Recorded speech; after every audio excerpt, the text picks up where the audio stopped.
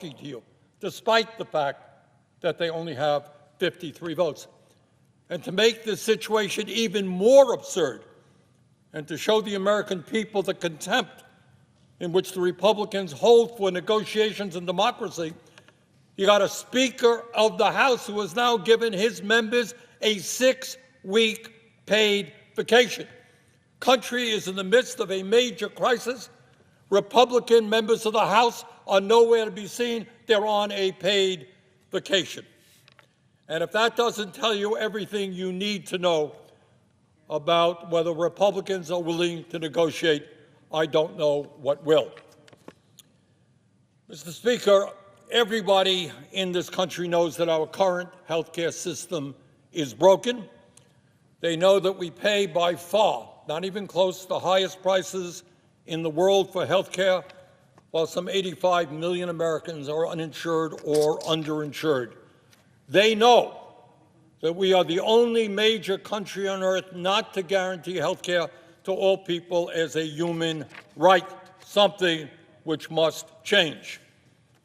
And what they also know is that Donald Trump and the Republicans, through their horrendous, big, beautiful bill, are making a broken, dysfunctional health care system even worse, taking it to the verge of collapse.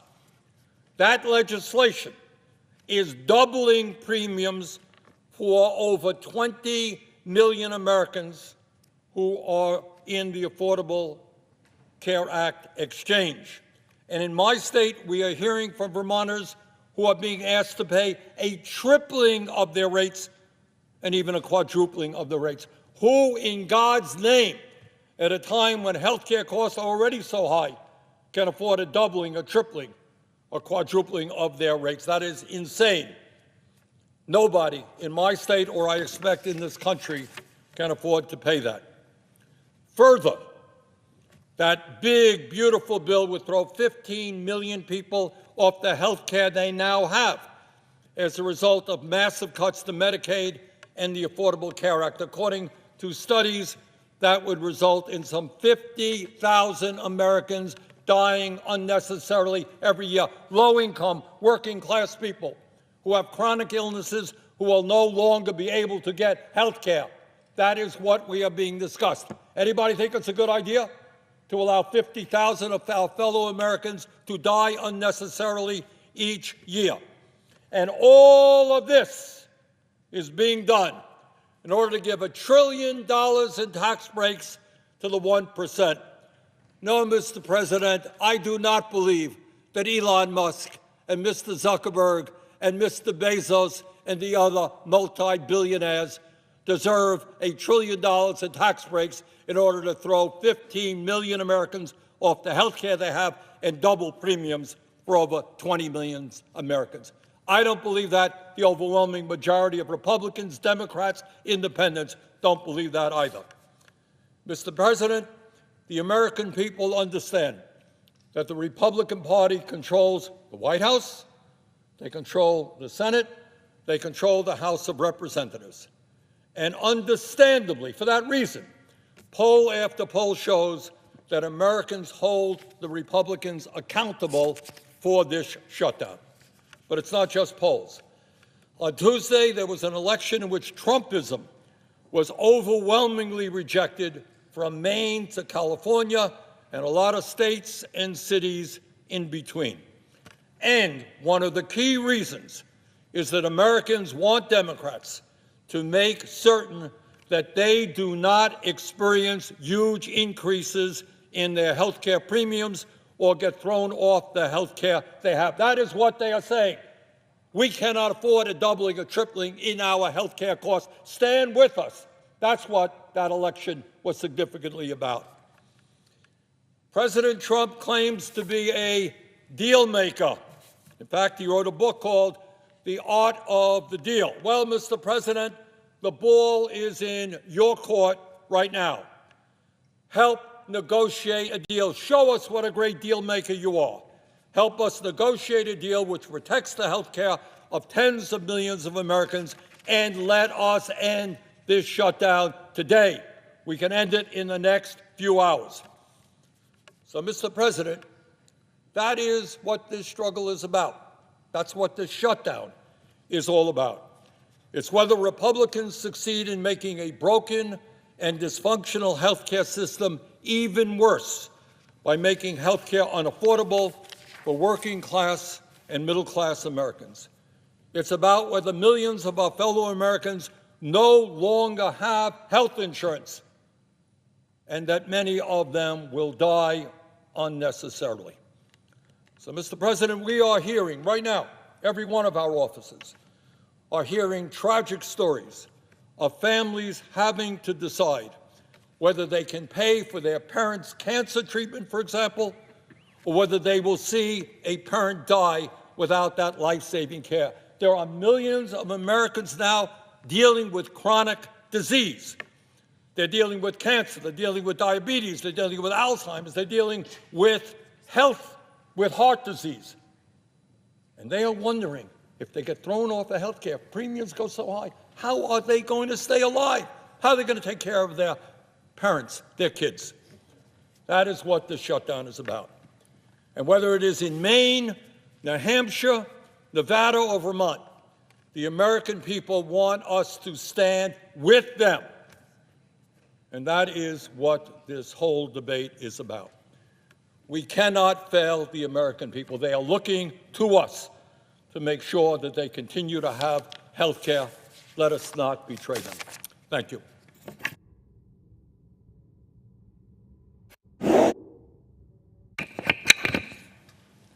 Senator from Washington. Mr. President, I actually like good local journalism.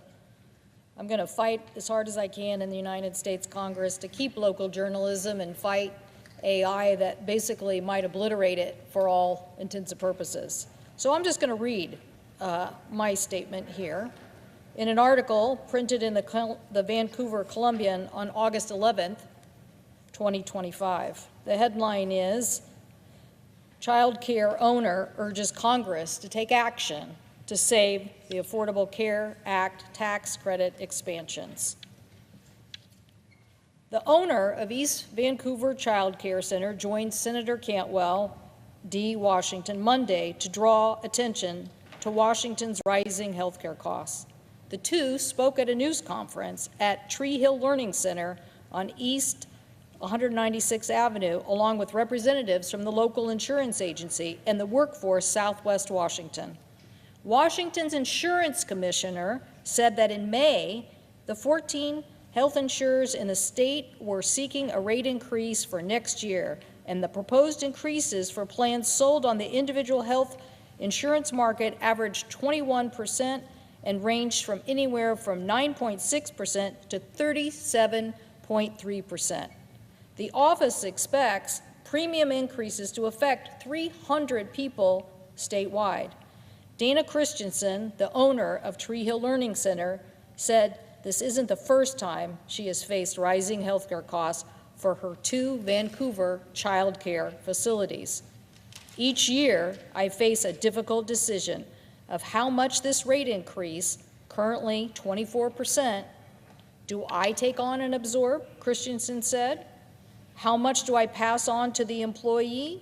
How much do I pass on to the families in the form of higher child care tuition increases?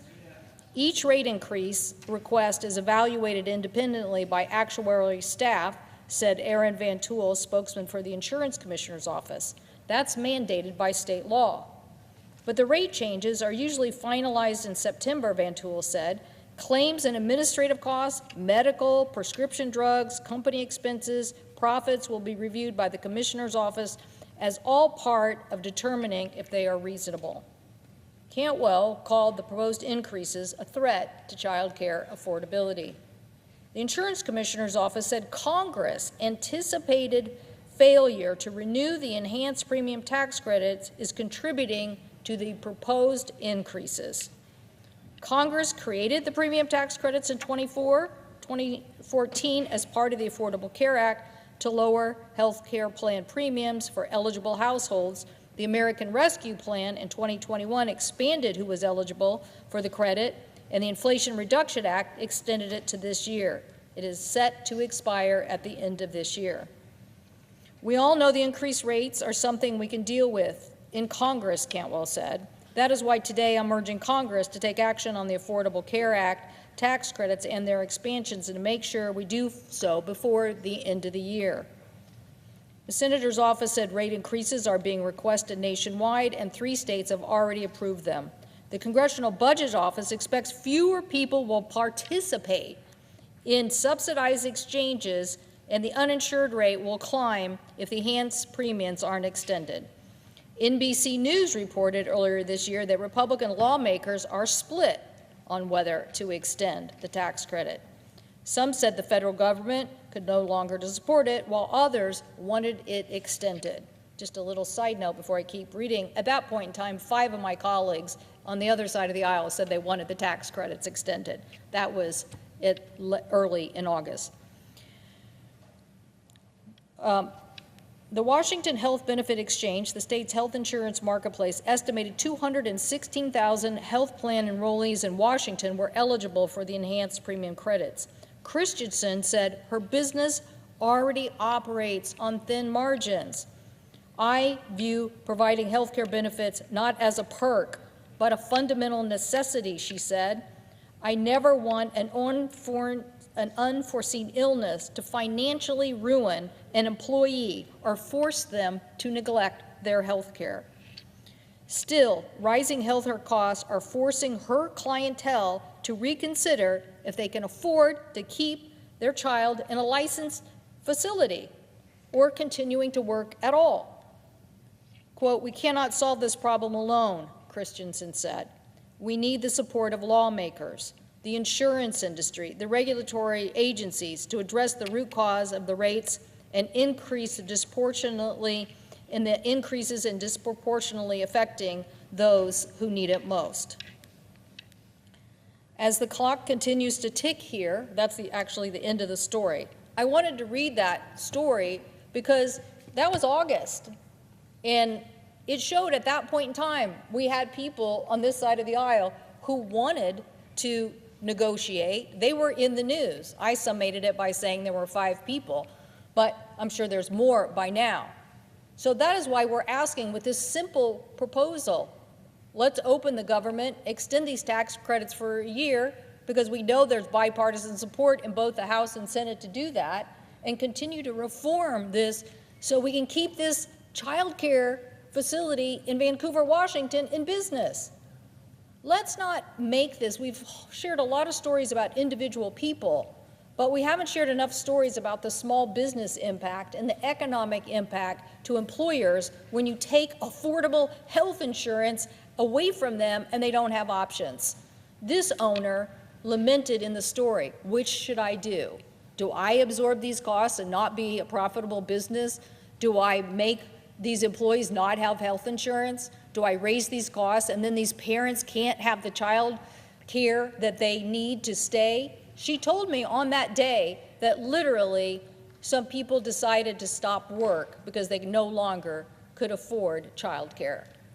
So this is ruining our whole economic picture by making insurance too expensive, by making the cost play too big a role in our economy and taking workers away from us. So I support this 1-year proposal. I support us working together to reform the system.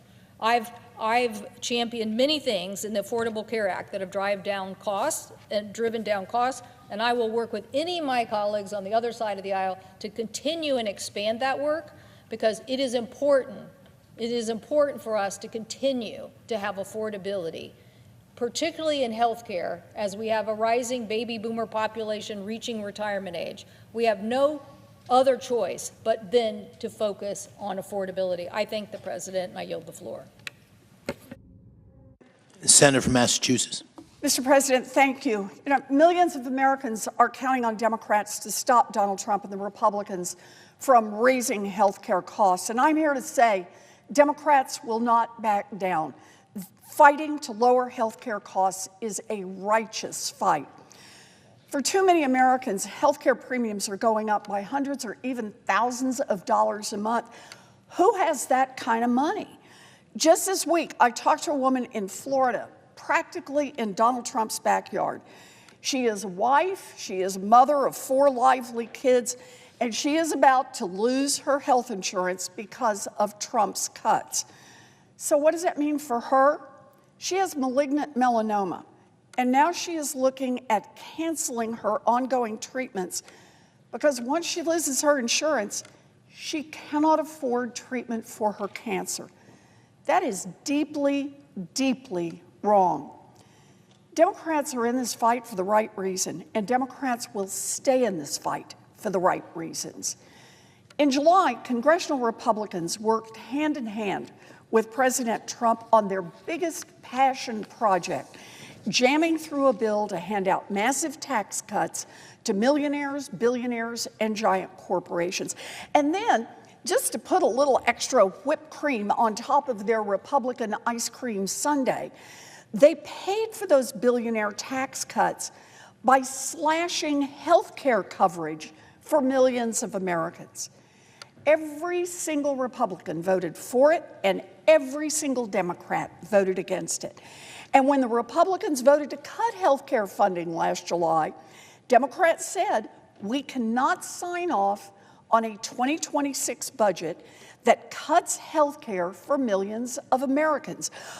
On September 30th, the 2025 budget expired, and Democrats were ready to negotiate to get some of those health care cuts reversed in the 2026 budget, but the Republicans didn't want to negotiate. Nope. The Republicans decided they would rather shut down government than offer a single nickel to help Americans manage health care costs. They told Democrats to vote for the Republican spending bill, take it or leave it. And they have repeated their take it or leave it through 15 votes and 38 days. Now, Democrats have asked over and over and over and over to negotiate to help Americans with their health care costs. But Donald Trump and the Republicans flatly refused to even talk to Democrats to try to get the government back open. Not even once have the Republicans been willing to negotiate, not once. So, where are we now?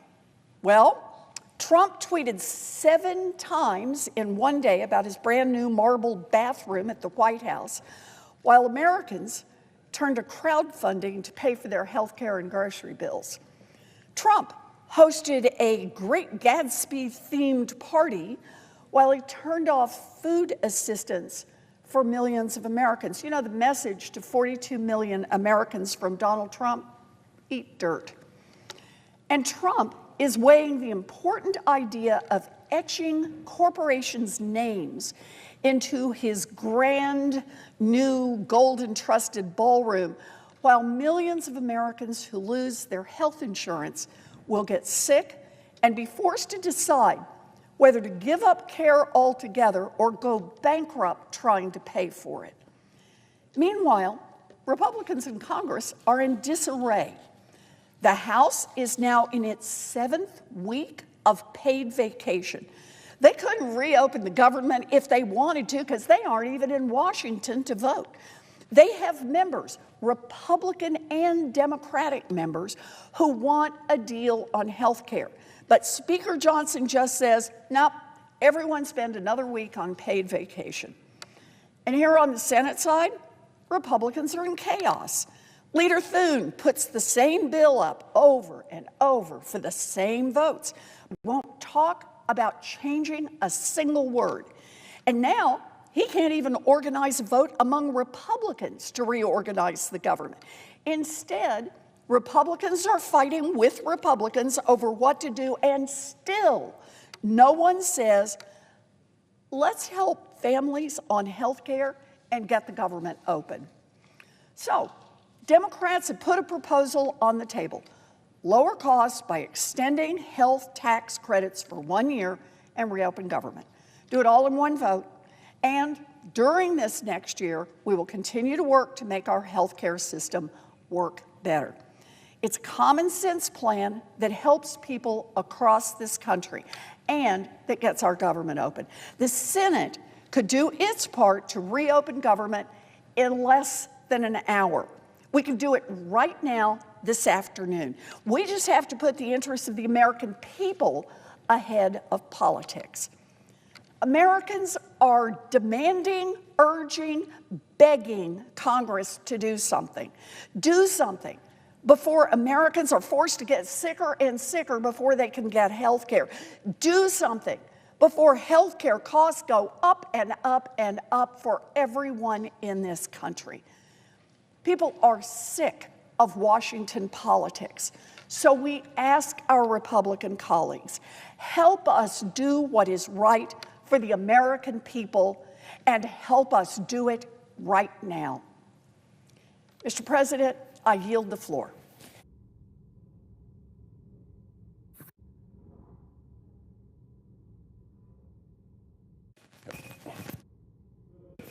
Senator from Massachusetts. Thank you, Mr. President. Mr. President, I stand here today on behalf of the people of Massachusetts to say that we are angry.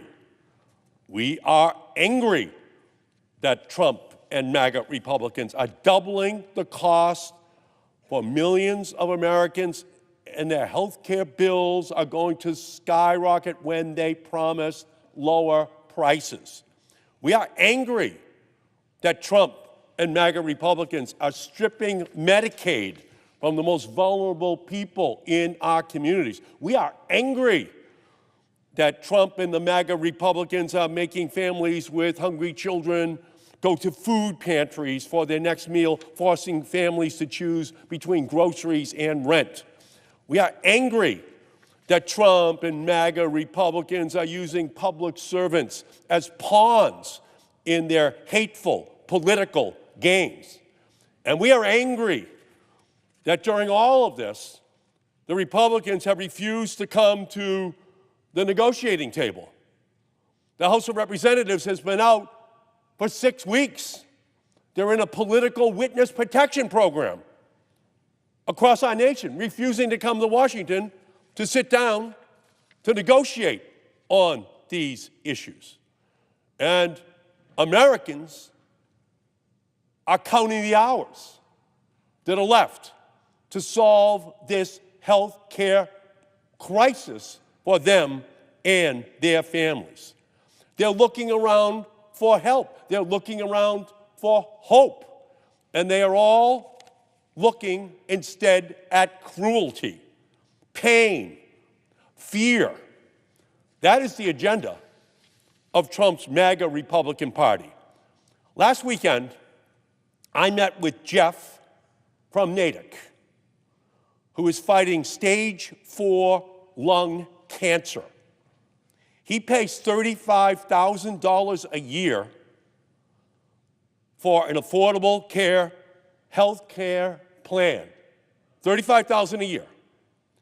If he can't keep that insurance plan on December 31st, he will have to pay $300,000 a year.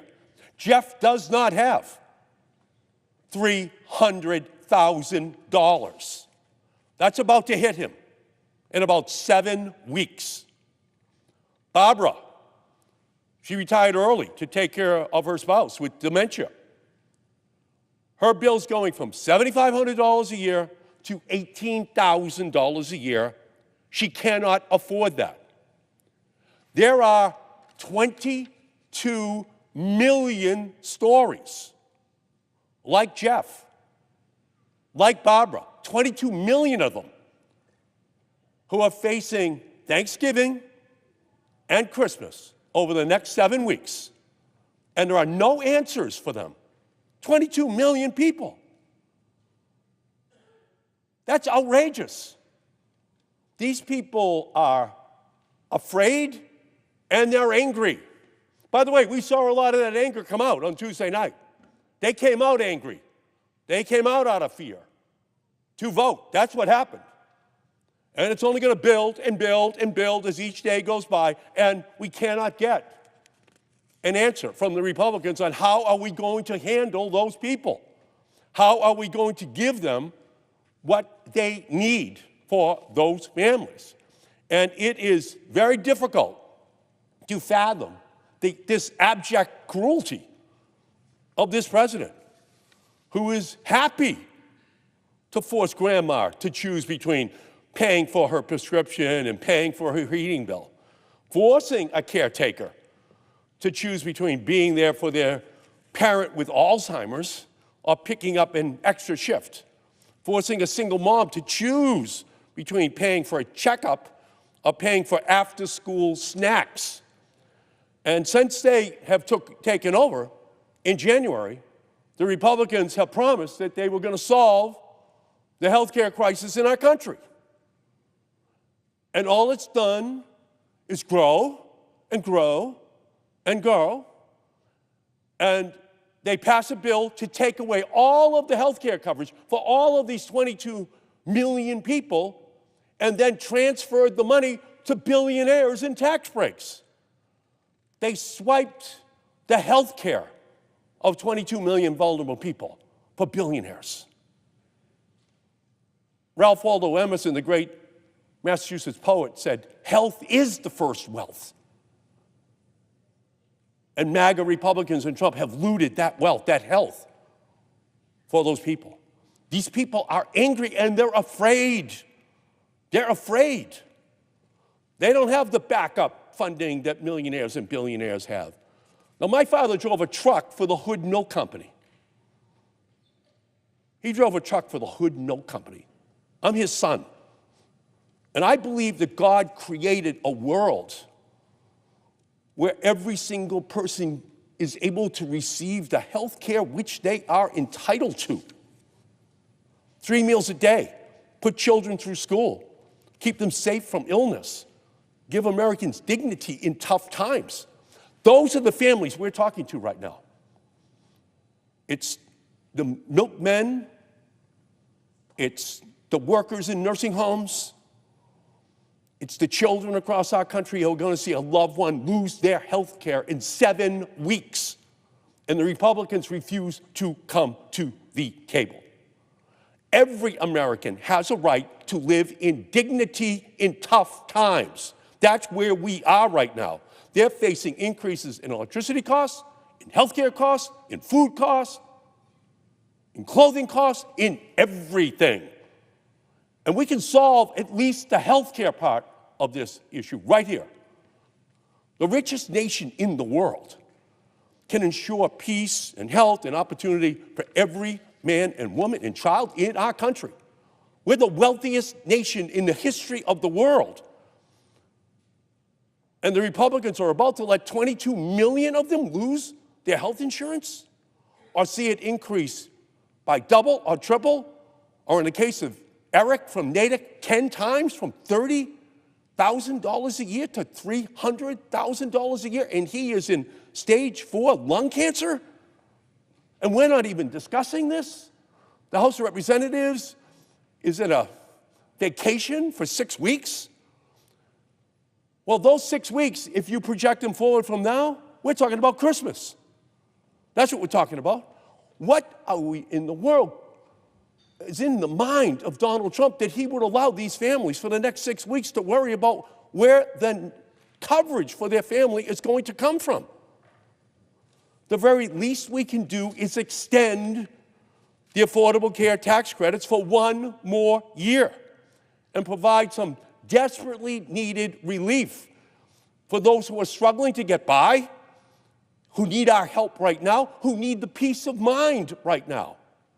Those 220 Republicans on that political witness protection program that they're on across the country, they're going to have health insurance for their families. They don't have to worry this Thanksgiving or Christmas about the conversation that's going to take place. And all we're asking for is a vote to provide that health care for the next year for those families and reopen the government so the federal workers can get paid and go back on the job. Pretty simple. And we're looking for any Republican anywhere to come and discuss it with us, negotiate it with us. And they just keep saying no. So this anger that people are feeling, these people are pissed off at the federal government, pissed off that they're losing coverage for their family members. And they want the Republicans to come to the table to solve this problem. What we saw on Tuesday night was the beginning of this anger being translated into action. They asked the ancient Greek philosopher once, when would we know true justice? And he answered, we will know true justice when those who have not been harmed are as angry as those who have been harmed. And across our country right now, those who have not been harmed are angry on behalf of those who are about to be harmed. 22 million people losing their health insurance, seeing skyrocketing health insurance rates. Families, 42 million of them without food stamps, without SNAP programs for nutrition for their families. People are angry, and they deserve an answer. And all we're asking for is 1 year so that we can negotiate this issue. 1 year so we can give peace of mind to 22 million families that they know they will have health insurance after this Thanksgiving and Christmas. I thank you, Mr. President. I yield back.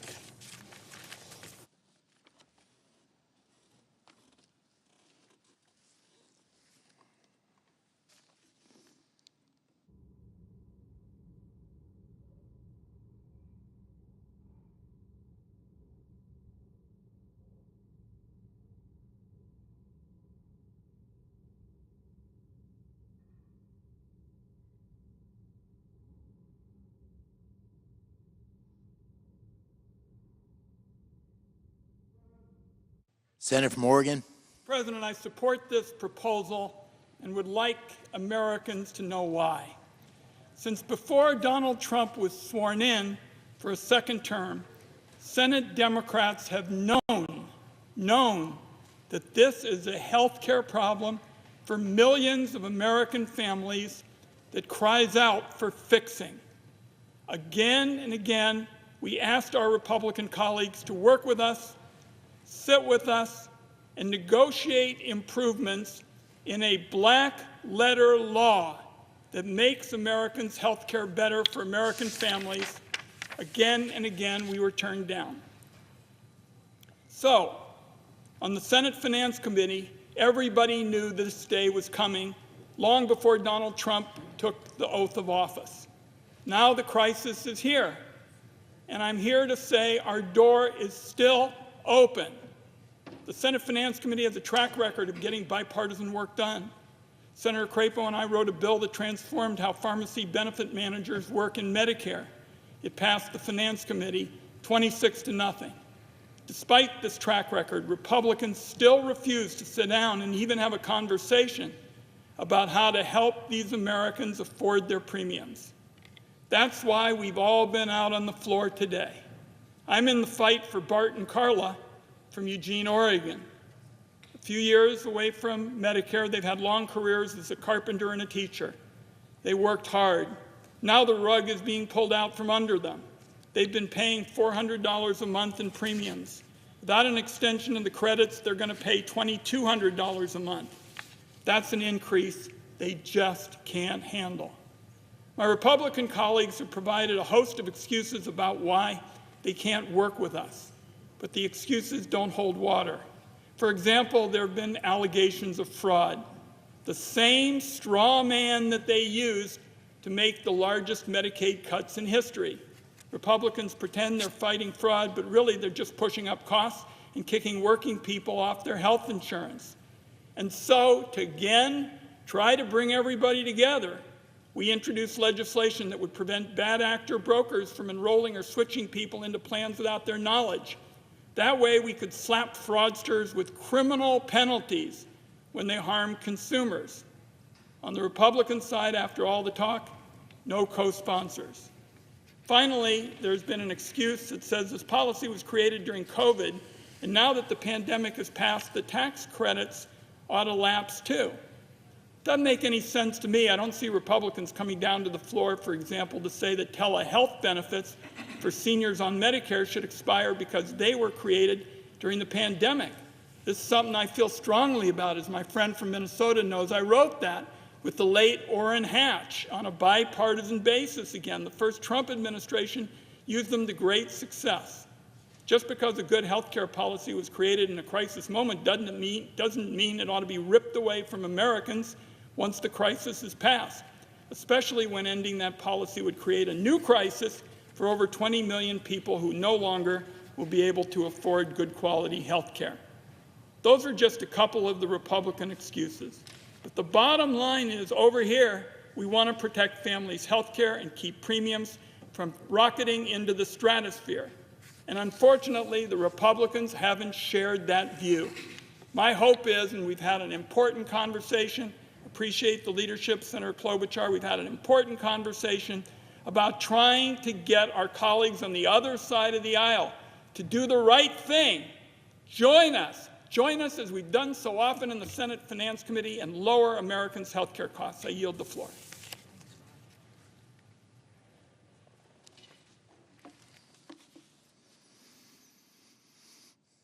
Mr. President, Senator from Georgia.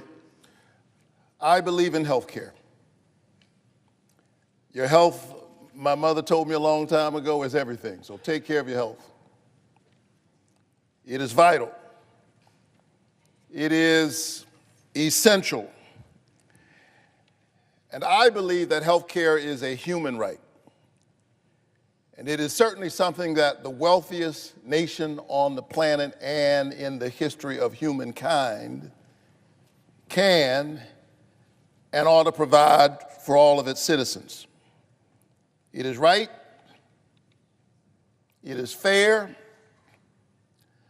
but it is also smart. A healthy nation is a strong nation. Healthy children are ready to learn. And so that's why I've worked so hard and so long with my colleagues on this issue. Matter of fact, long before I came to the Senate, I've been focused on this issue of health care, trying to get my home state of Georgia to expand, and I keep preaching that sermon because right now there are more than 500,000 Georgians who are in the health care coverage gap. I came here in 2017 to this place not as a senator, but as a pastor and as an activist. And I remember getting arrested, I believe in 2017, when there were major health care cuts on the table. And as I began to make my argument and gathered with other pastors in the rotunda, the Capitol Police, very professionally, but they began to say to us, pastors, you can't gather and pray in the rotunda, we'll have to arrest you. What they didn't understand is that I had already been arrested. My mind and my imagination had been arrested by this idea that surely the American nation can do better than this. Healthcare is a human right. Dr. King, who led the church that I am still honored to lead, said that of all the injustices, inequality in healthcare is the most shocking and the most inhumane. And that's why I was proud to join my colleagues, and I am proud to stand with my colleagues in this fight. This is about 22 million Americans who will see their health care premiums double, some triple, some quadruple. And this is not theoretical stuff for me. These are the people in my community. These are folks sitting in the pews of my church.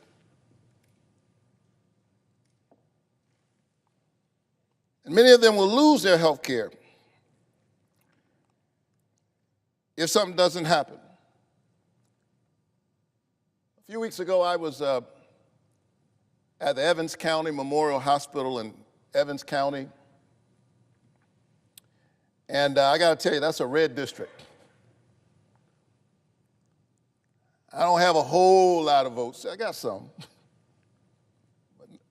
Claxton, Georgia, known for the fruitcakes.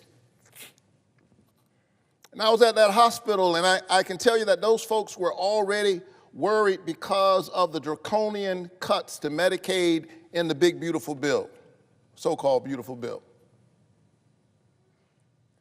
15 million Americans already standing to lose their health care, and then the premiums raised for 22 million Americans.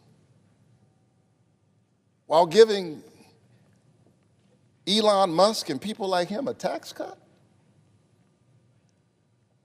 That's beyond the pale of partisanship. For me, that's not about Democrats and Republicans. You ask ordinary people on the street if they think that's fair.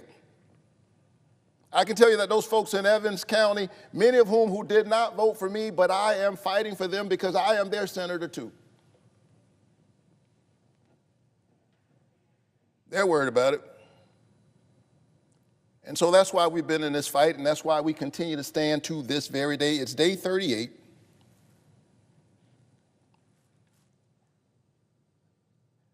And we're holding vigil because of the pain of the people we represent.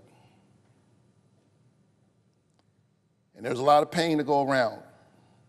22 million whose premiums may go up, have gone up. They're seeing it on the portals right now.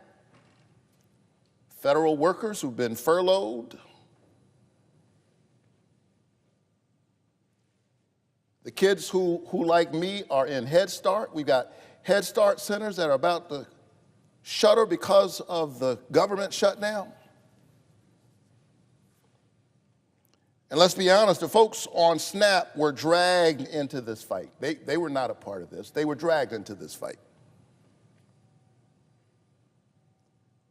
There are already legal provisions to make sure that they are cared for, and this administration right now is defying a court order to feed America's hungry people.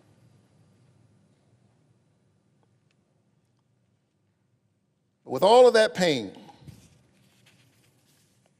from the crisis in health care, from the ongoing government shutdown, we come to our sisters and our brothers on the other side and we extend the hand of compromise. Because it hasn't taken me long to learn that really that's the only way you get anything done in this body.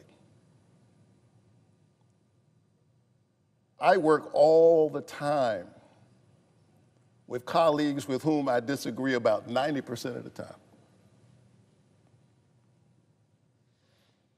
Because it's not about them and it's not about me, it's about the people we represent. And the founders were wise to organize our government in such a way that that's the only way to have sustainable change, is to do it on a bipartisan basis.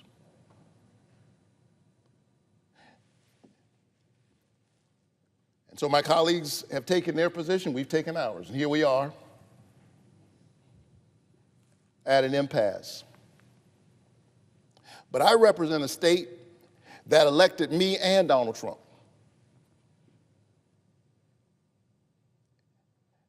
And so they expect us to figure it out. Sometimes when I'm driving my car, I've got a 9-year-old and a 6-year-old, 9-year-old daughter, 6-year-old son. Sometimes they're in the back seat having a disagreement. He looked at me. She touched me. And then they say, Daddy, you know, they call on me. And here's what I say more often than not: figure it out. The two of you on the back seat of the car, that's your sister, that's your brother. We're all in the same car. We're trying to get to the same destination. Figure it out. We're all in the same car tonight.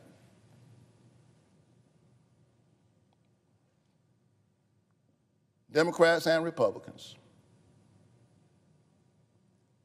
There's a way in which the poor and the wealthy there's a way in which they're all in the same car. COVID reminded us of that. Before we had a vaccine, if my neighbor had the virus, I too was in peril. That didn't make my neighbor my adversary. That means that I have a vested interest in making sure that my neighbor has coverage. And so here's the proposal: 1 year clean extension of the ACA subsidies. That's not what we want. You know, if we had it our way, we would make it permanent. That's not what we fought for 38 days for, a 1-year extension, but we're offering that after standing for 38 days. 1 year extension and then let's sit down, and in the words of Scripture, let us reason together. Let us have a conversation. Let's reopen the government. Let's extend health care to folks who in real time are opening up the portal and they have sticker shock. And then let's sit down and figure it out, because if we're honest, the status quo is not working very well for anybody. Anybody who's just trying to defend the status quo has not been talking to ordinary people. There are a lot of things that need to be fixed, and we can do that, but we've got to reopen the government and give people a little bit of hope. Give those 22 million Americans hope. Give the 44 million Americans who need SNAP some hope. Give our federal workers some hope. There's an African proverb that says, when the elephants fight, it's the grass that suffers. It's the grassroots in Georgia and all across the nation right now who are suffering, because too often the politicians make the politics about the politicians rather than about the people. Let's center the people, and if we center the people, we will compromise, and we'll figure it out. In closing, Mr. President, nobody believes a Baptist preacher when he says in closing. I've worked with members of your party on a whole range of things, and at the risk of embarrassing him, Ted Cruz and I even work together every now and then.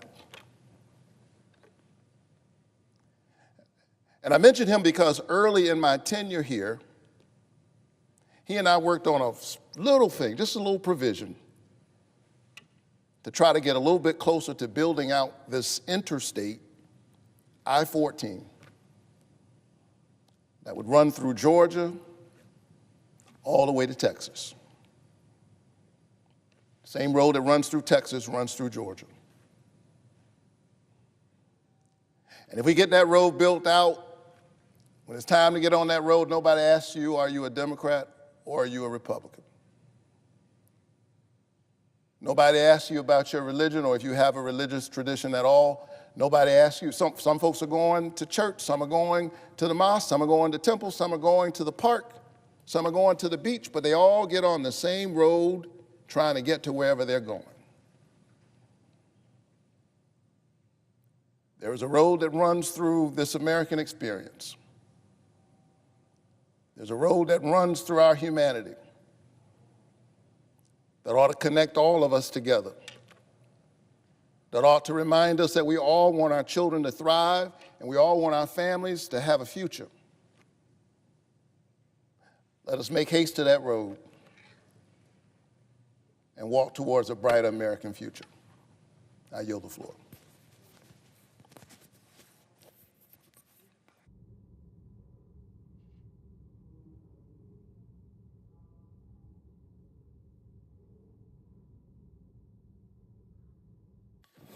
Mr. President, Senator from Minnesota. I note the absence of a quorum. Clerk will call the roll. Ms. Alsterbrooks.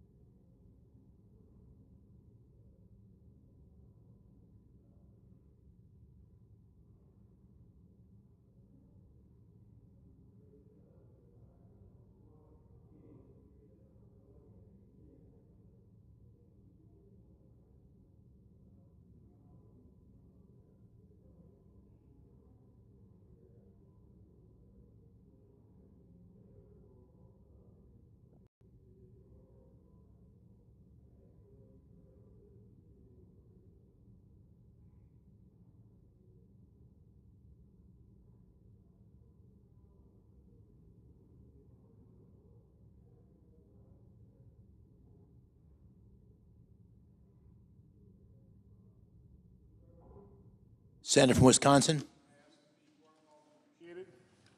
Without objection. Mr. President, I came to the floor 2 weeks ago with a completely nonpartisan, very sincere attempt with a bill that we called the Shutdown Fairness Act to simply pay the federal workers who we were requiring to work. The finest among us, the members of our military, people in federal law enforcement, TSA, the air traffic controllers to keep our skies safe. Now, when I was asking the Senate to proceed to that bill, the senator from Maryland offered an alternative. He called it the True Shutdown Fairness Act. The main difference is his was only going to be for 1 year. My bill's permanent. Permanently stops using federal employees and the American public as pawns in these sick partisan games.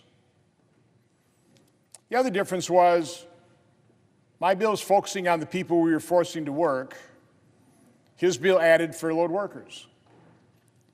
So on the floor 2 weeks ago, I said, if you're serious about passing this bill, if you're serious about stopping, and he said we can't punish federal employees for our dysfunction. If you're serious about that, I told the senator from Maryland, vote to get on the bill. I will include that. I will convince our conference to include furloughed workers, get on the bill, we'll amend it, we'll get this passed, we'll start paying people. He rejected that offer. Now we started having discussions.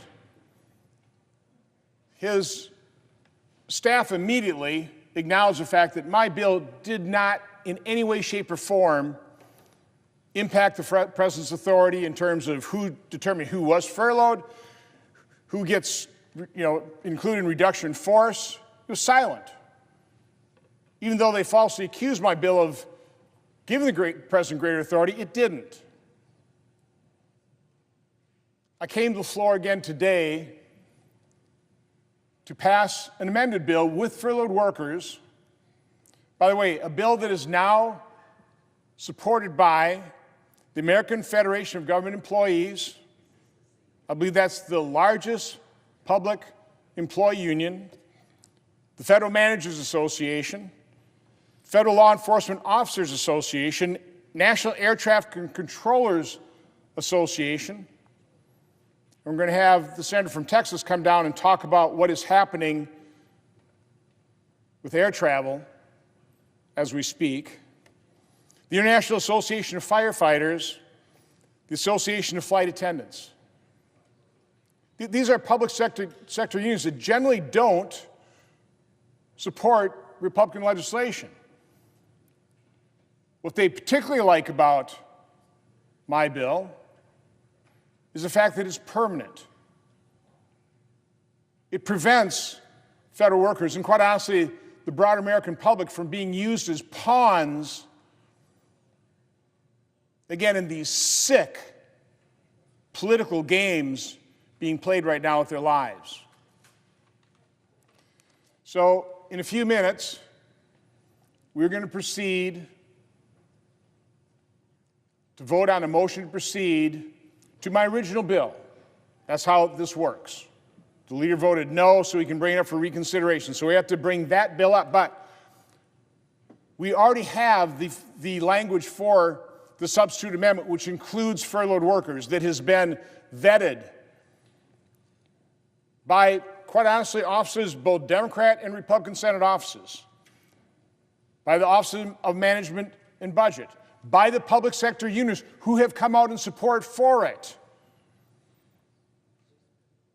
This is a bill that is ready for prime time. This is a bill that is ready to be passed tonight. Now, it was unfortunate that we couldn't pass it by unanimous consent, because had we done that, the House is on a 48-hour callback, and they will come back. The Speaker has already said they will pass this in the House, and we can get our military members, air traffic controllers, these federal workers who keep us safe, we can get them paid. So again, I'm just asking, I'm actually pleading with our colleagues on the other side of the aisle to please vote to proceed to this bill. We'll substitute an amendment that includes furloughed workers. We can pass this tonight. If we vote to proceed, we can then vote for unanimous consent to waive all the time agreements, and we could even pass this yet tonight. Make our skies safer. But I know the senator from Alaska has a few words to say, and I know the senator from Texas will as well. So I yield to the senator from Alaska. Thank you, my colleague from Wisconsin, Senator Johnson, and I've been proud to work with him on this bill over the last couple of weeks. The way this came to the floor, Senator Johnson and I were making the case in the conference. I had a bill that actually was the bill about paying our troops. Imagine that. You wouldn't want to pay our military during a shutdown, including the Coast Guard.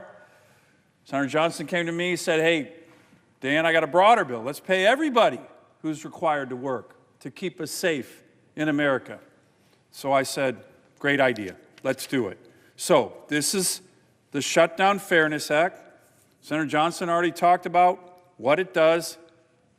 It's very, very simple. If you are required to work because your job's important, primarily because you're keeping Americans safe, then you should be paid. We have a great example right here. All these Capitol police officers right now keeping us safe right here on the Capitol, they're not getting paid.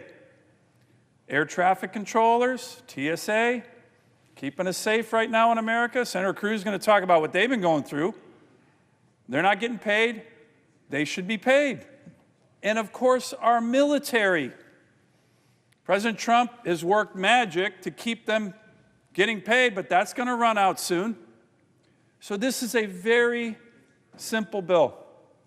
There's nothing more American than paying people for their hard work, especially when the federal government is requiring them to work. So what happened? Oh, and by the way, Senator Johnson mentioned it's well over 200 groups now. I have the long list of public employee unions, the Teamsters, private sector unions, all kinds of organizations across America are saying to our colleagues on the other side of the aisle, pass the short-term CR, but also pass this bill. So what happened? When we worked this 2 weeks ago, there was a number of Democrat senators who came to us and they're very interested in doing it. Because it makes sense. How could you not be interested in doing it?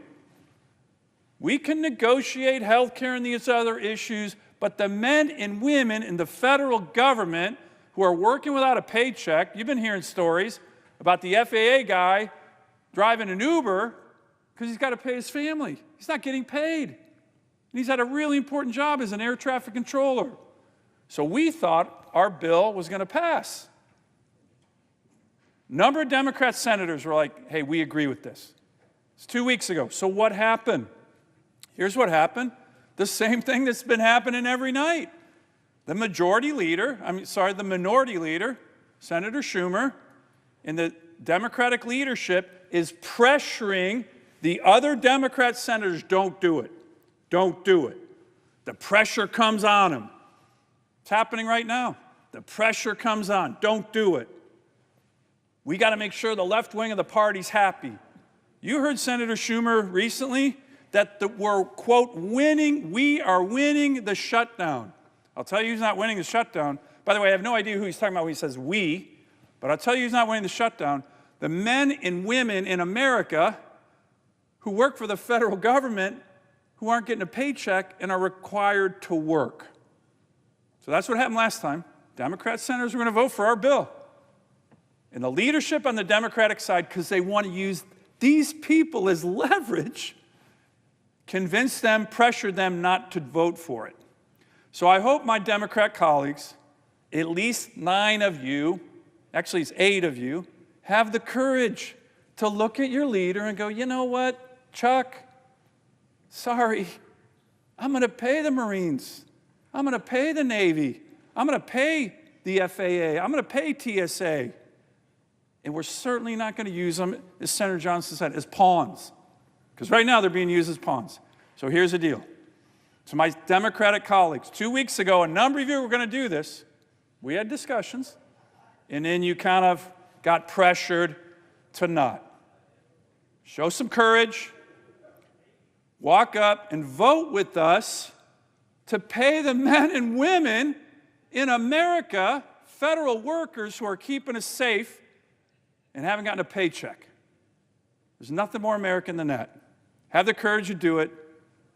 I yield back to my colleague from Wisconsin. And I want to thank the Senator from Alaska. He has been so dedicated.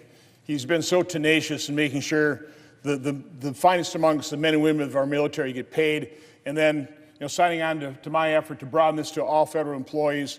Again, as you said, they shouldn't have to go to food banks. They shouldn't have to drive DoorDash to pay their child's tuition or to feed their families. This is ridiculous. But we had a chilling report from the senator from Texas, the chairman of the Commerce Committee, in terms of what's happening with air traffic control in terms of our skies. But before we turn to the senator from Texas, we're going to go to the senator from Wyoming, has a few words to speak on this bill.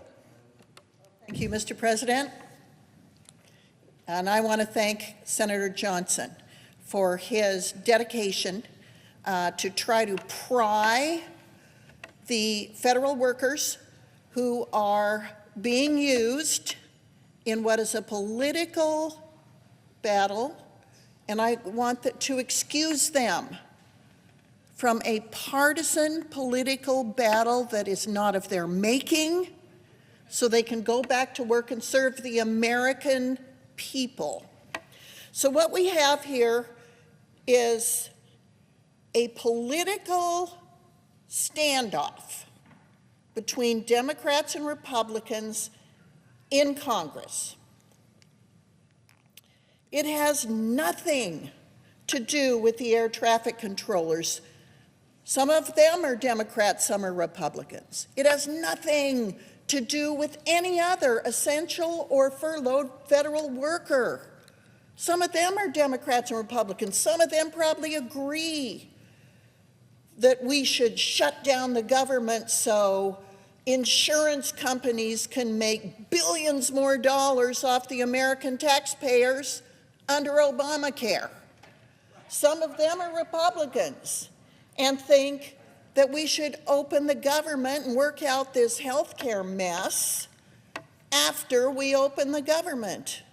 But regardless of that, they're not in a position to make those decisions. We are. So here we are, in the longest shutdown in government history. The Congress is responsible for it. It's political, it's not policy-driven. So since we're going to argue about politics and who's winning and who's losing and who's setting themselves up to have the next president or win the midterms, instead of worrying about whether the airways are safe, whether WIC is funded, whether SNAP is funded, whether workers are funded, whether the military is funded, since we're going to fight over who's going to win the election a year from now, let's excuse the people who are not responsible for this dysfunction from our dysfunction. That's what Senator Johnson is trying to do.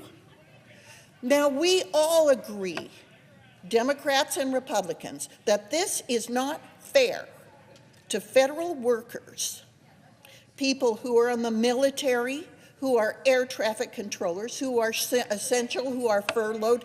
It's not fair to them. We all agree. What Senator Johnson is doing is finding a way that we can be together on a bipartisan basis, excuse the federal workers from this mess, let them be paid, and let us go on with our absurd partisan political dysfunction if that's what we want. If we want to fight about health care, it's my opinion we ought to do it after we fully open the government. But if we're not willing to do that, let's at least let the federal workers off the hook. I applaud Senator Johnson. I applaud Senator Sullivan. I applaud Senator Cruz.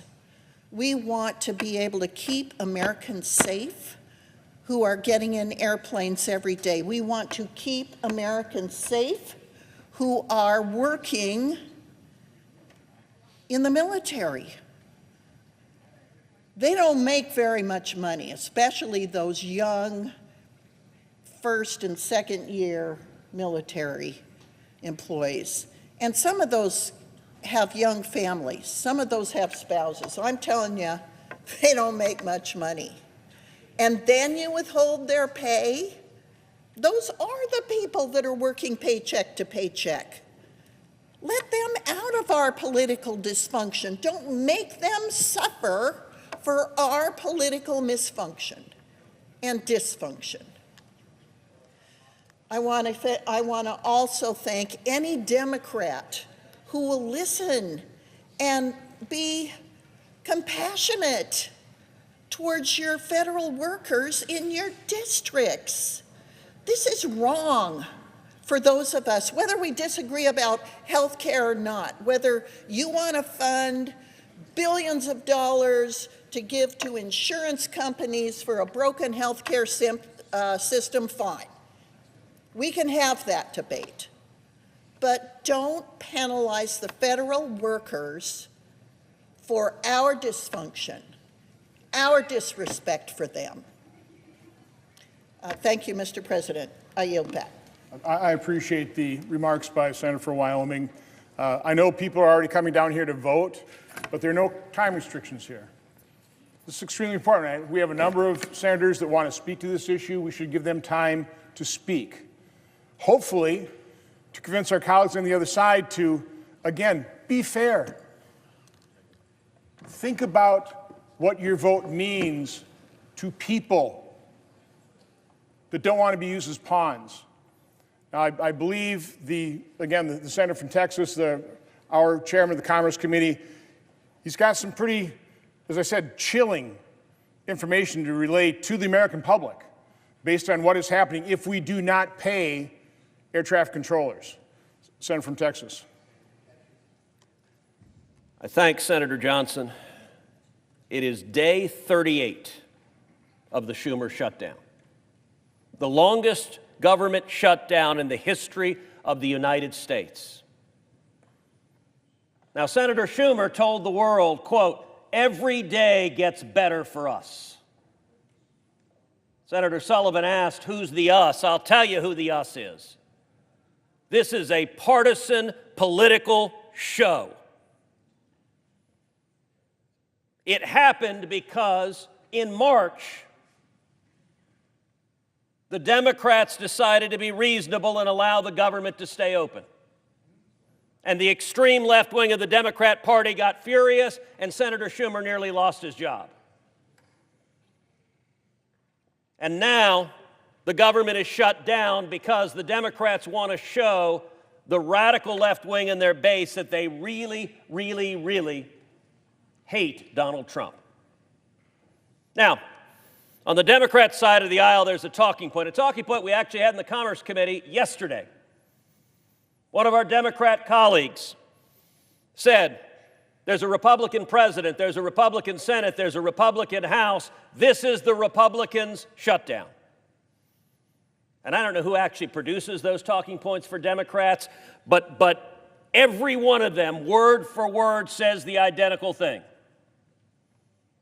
Well, I tell you, I spoke shortly thereafter, and I said, you know, every witness in a court of law, before they testify, they're sworn in, and they're asked that their testimony will be the truth, the whole truth, and nothing but the truth. I said what my Democrat colleague just did there failed part number 2, the whole truth. You're right, there is Republican president. You're right, there is a Republican House, and you're right, there is a Republican Senate. What the Democrats also know is that under the Senate rules, it takes 60 senators to vote to fund the government. They all know that. That's not something they don't know. And it's not an accident that they don't mention it. Why do we have a shutdown? Well, let's count.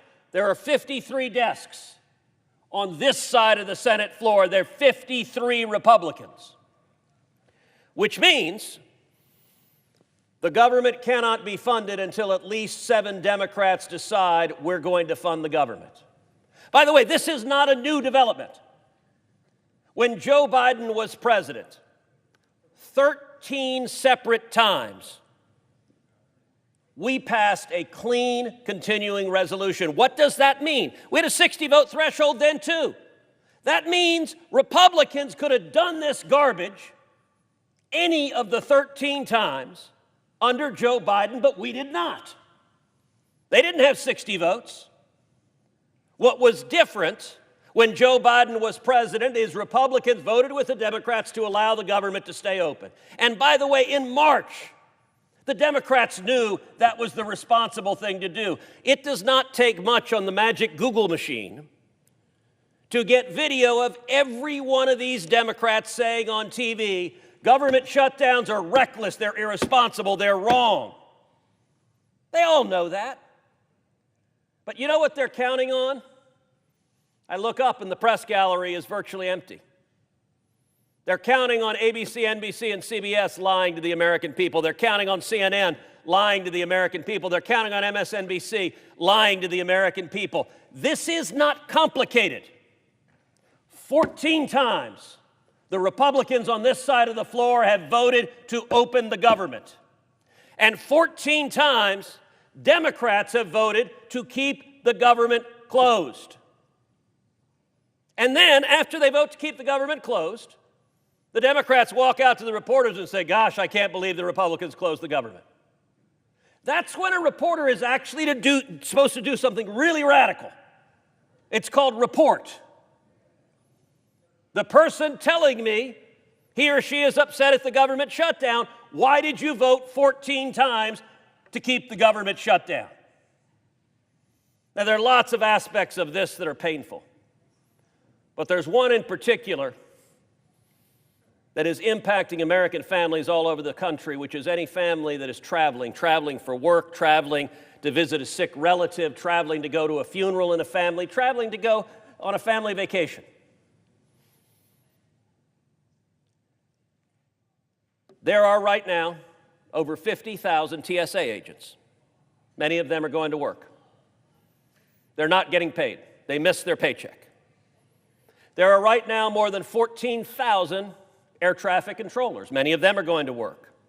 None of them are getting paid. That means they're trying to figure out, their last paycheck didn't come, they're trying to figure out, how do I pay my mortgage?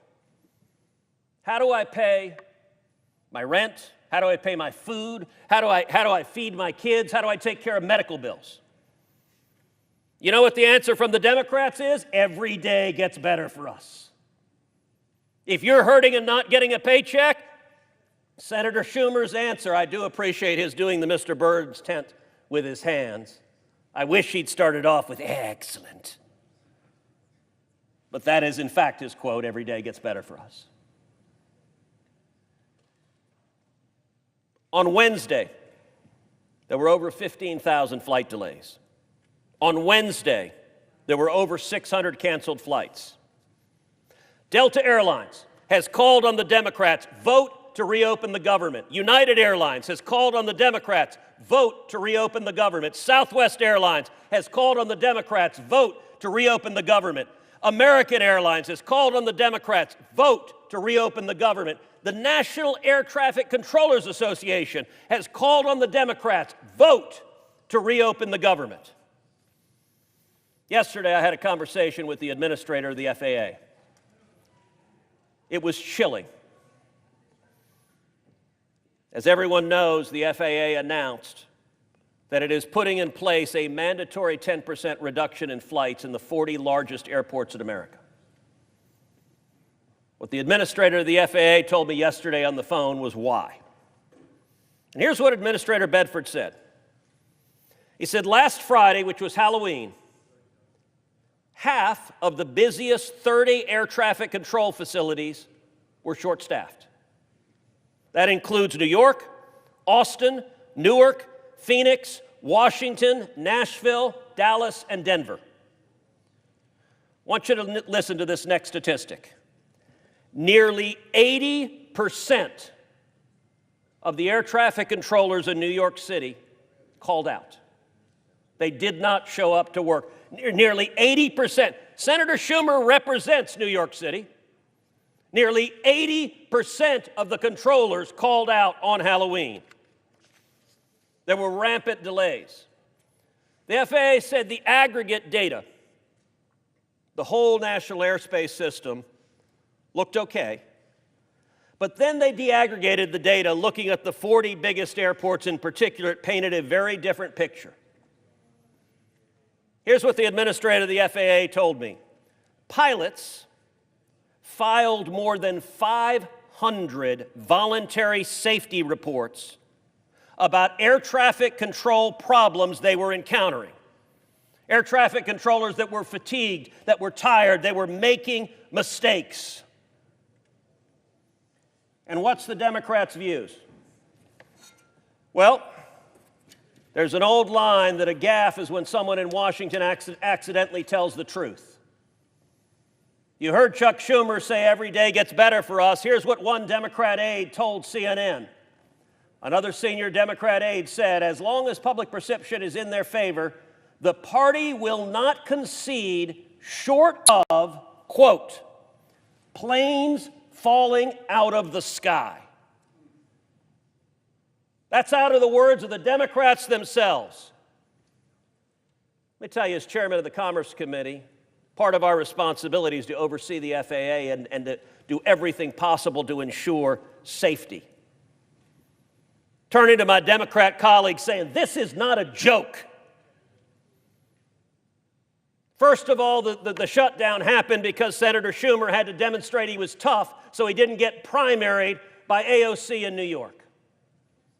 Then the next threshold was the No Kings rallies. They had to show they were tough enough that when radicals were marching in cities across the country, they were as angry as the blue-haired, angry radicals.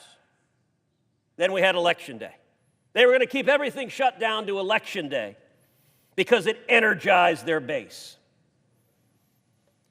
And then Democrats won elections in the very blue state of New Jersey, the very blue state of Virginia, and the insanely blue city of New York City. And suddenly Democrats said, holy cow, our really left-wing voters like it when we shut the government down. Are there any Democrats on that side of the aisle for whom responsibility matters? Or is every one of them proud to say, we will keep it shut down until planes fall out of the sky? God forbid that comes to pass. Over 500 voluntary safety reports about air traffic controllers. You got air traffic controllers driving Uber to pay their bills. And here's the good news. We can resolve it right now. Senator Johnson's bill that we will vote on in just a few minutes is very simple. It says any federal worker that goes to work will be paid. If you have to work, if you're a soldier, if you are manning the wall, keeping this country safe, you're being forced to work, you'll be paid. If you're a Border Patrol agent, if you're an FBI agent, if you're a TSA agent, and you have to work, you'll be paid. And if you're an air traffic controller and your job is literally keeping, Mr. President, your children and my children safe when they get on an airplane, you will be paid.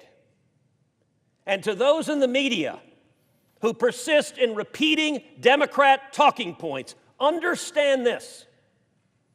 The vote right now, if we vote yes, the air traffic controllers will be paid.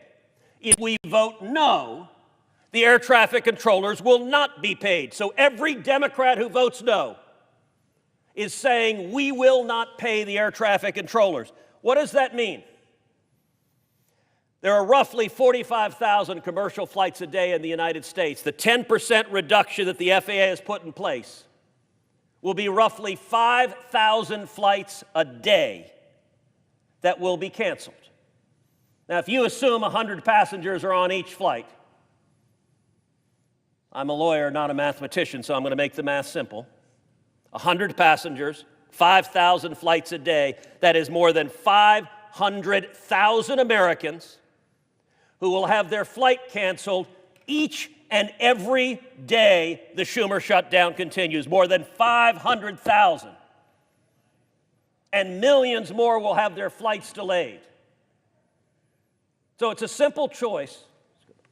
It is a simple choice. Do you want to pay the air traffic controllers or not? But I got to tell you, you better be ready to talk to your constituents who said, why was my plane canceled when I was going to see my sick mother? Well, because I, Democrat, voted against paying air traffic controllers. That's the answer. You won't like giving that answer.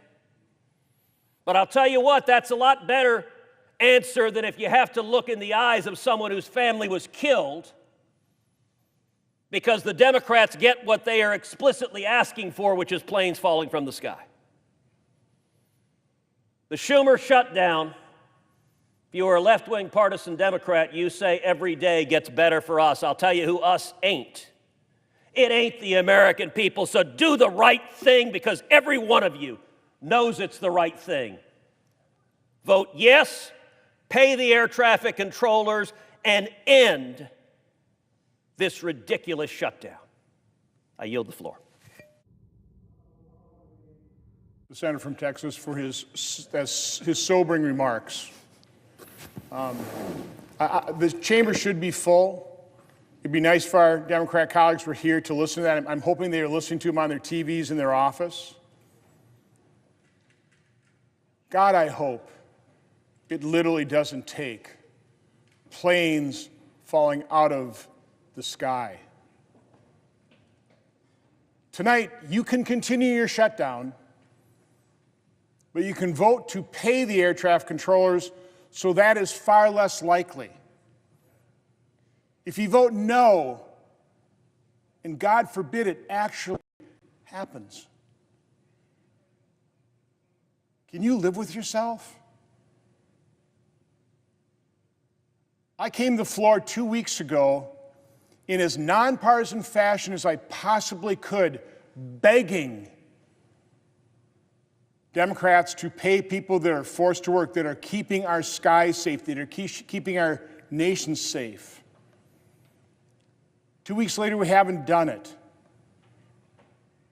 This isn't partisan.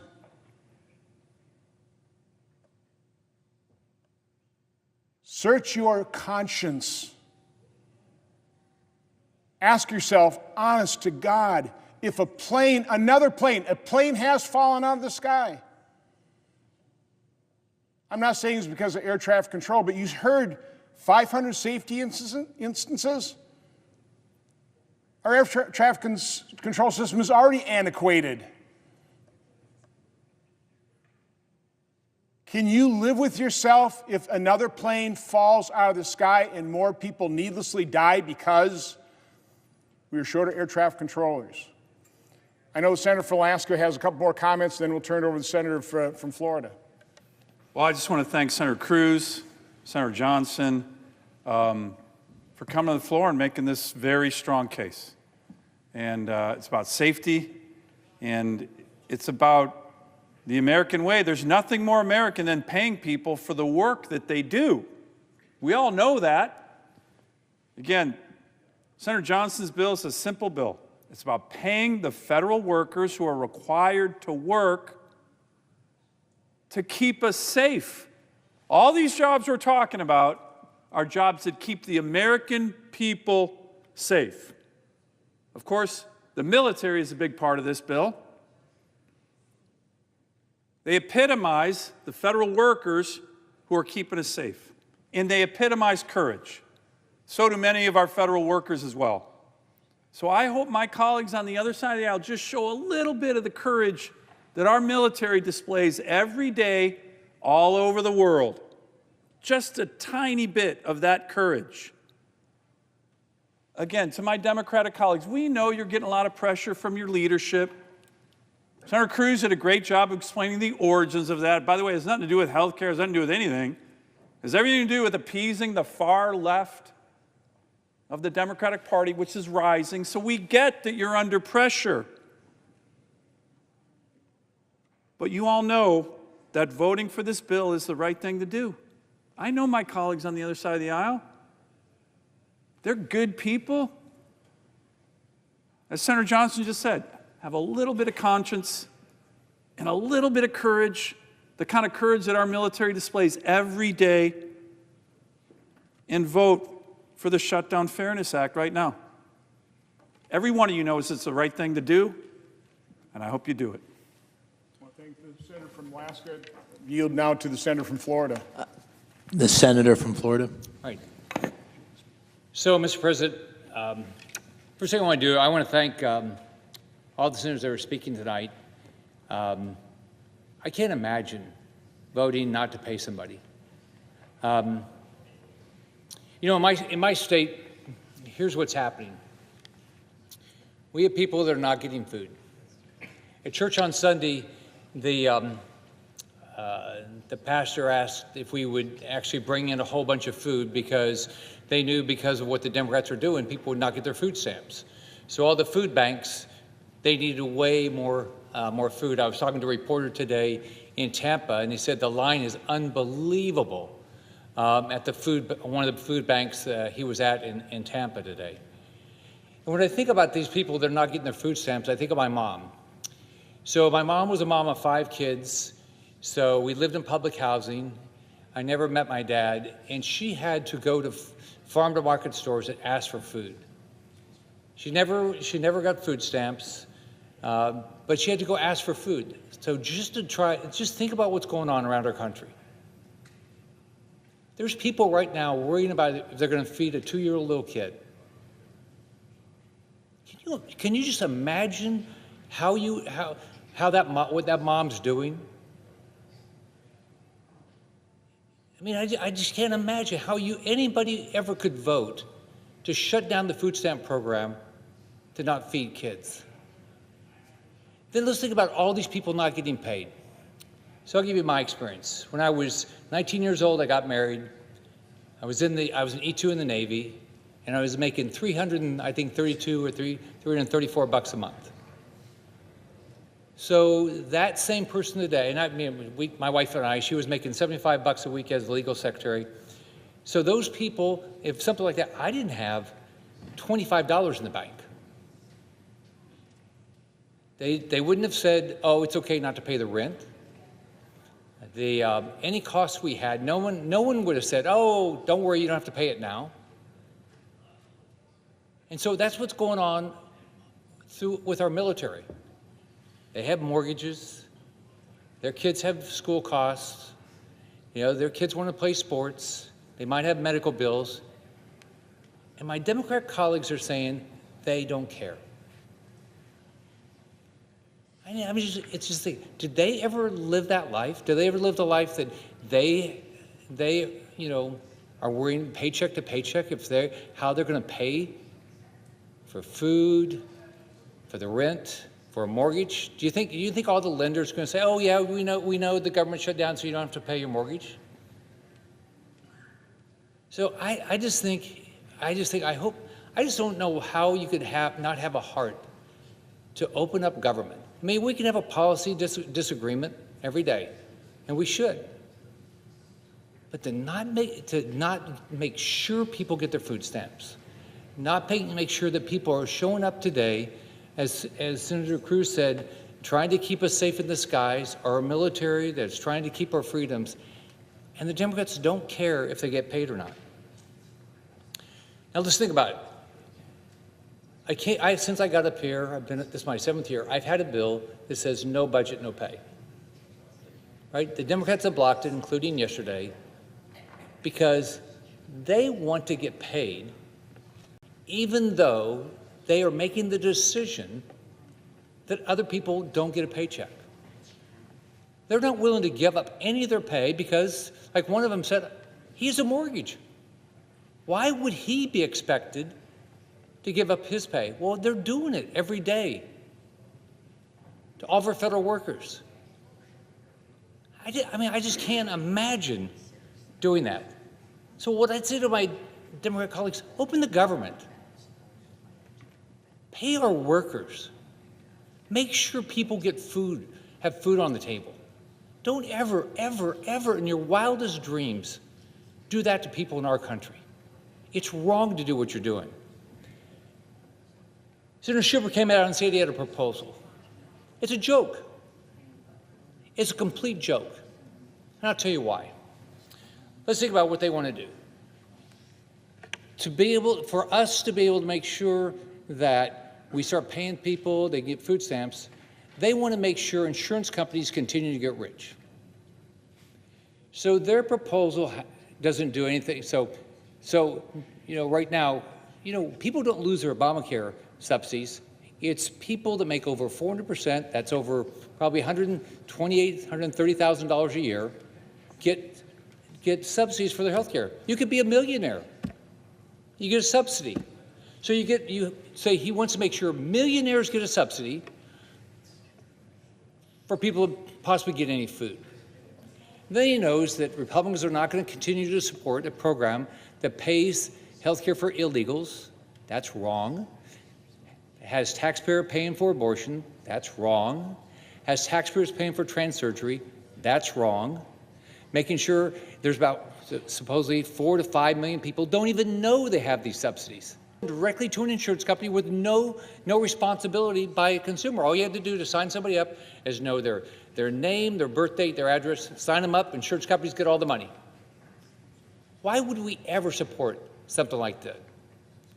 So I want to thank my colleagues. I can't imagine. It's heartless to not make sure people have food. It's heartless to make sure people don't have money if they're working. And so if the Democrats vote against Senator Johnson's simple bill to pay people that are busting their butt to keep our freedoms, keep us safe, do all these things, I don't know how you can go home and feel good about what you're doing. I yield my time. I want to thank the senator from Florida. I see the senator from Michigan. I believe he wants to speak to this bill. We will have the last word, but if he wants to get ready, I don't know. Let the chair. I'll recognize the senator from Michigan, and then we can go back to the senator from Nebraska.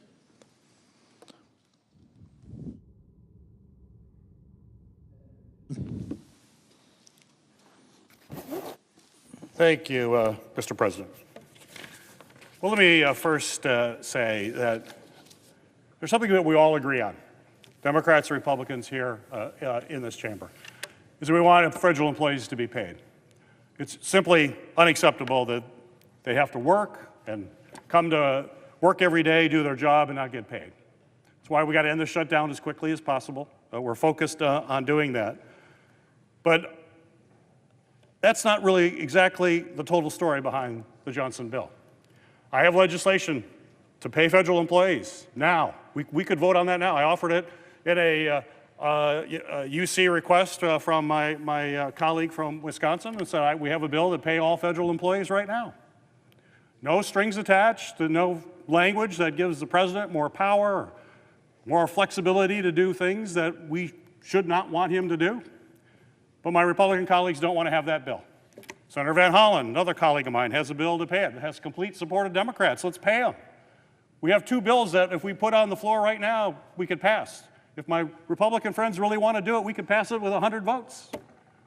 And I'm happy to, it's my bill, but any of you can sign it. I offered it to my colleague from Wisconsin. It could be your bill. Give it. I don't need any authorship of it, but it's a bill that does exactly what my colleagues across the aisle are saying, just pay federal employees.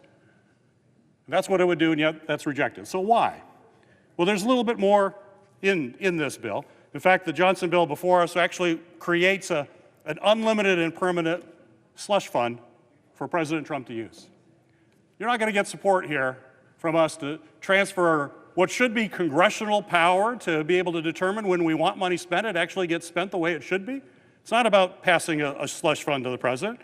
The president could justify the transfer of this money elsewhere. This is something clearly the administration wants because it's going to give the White House more power.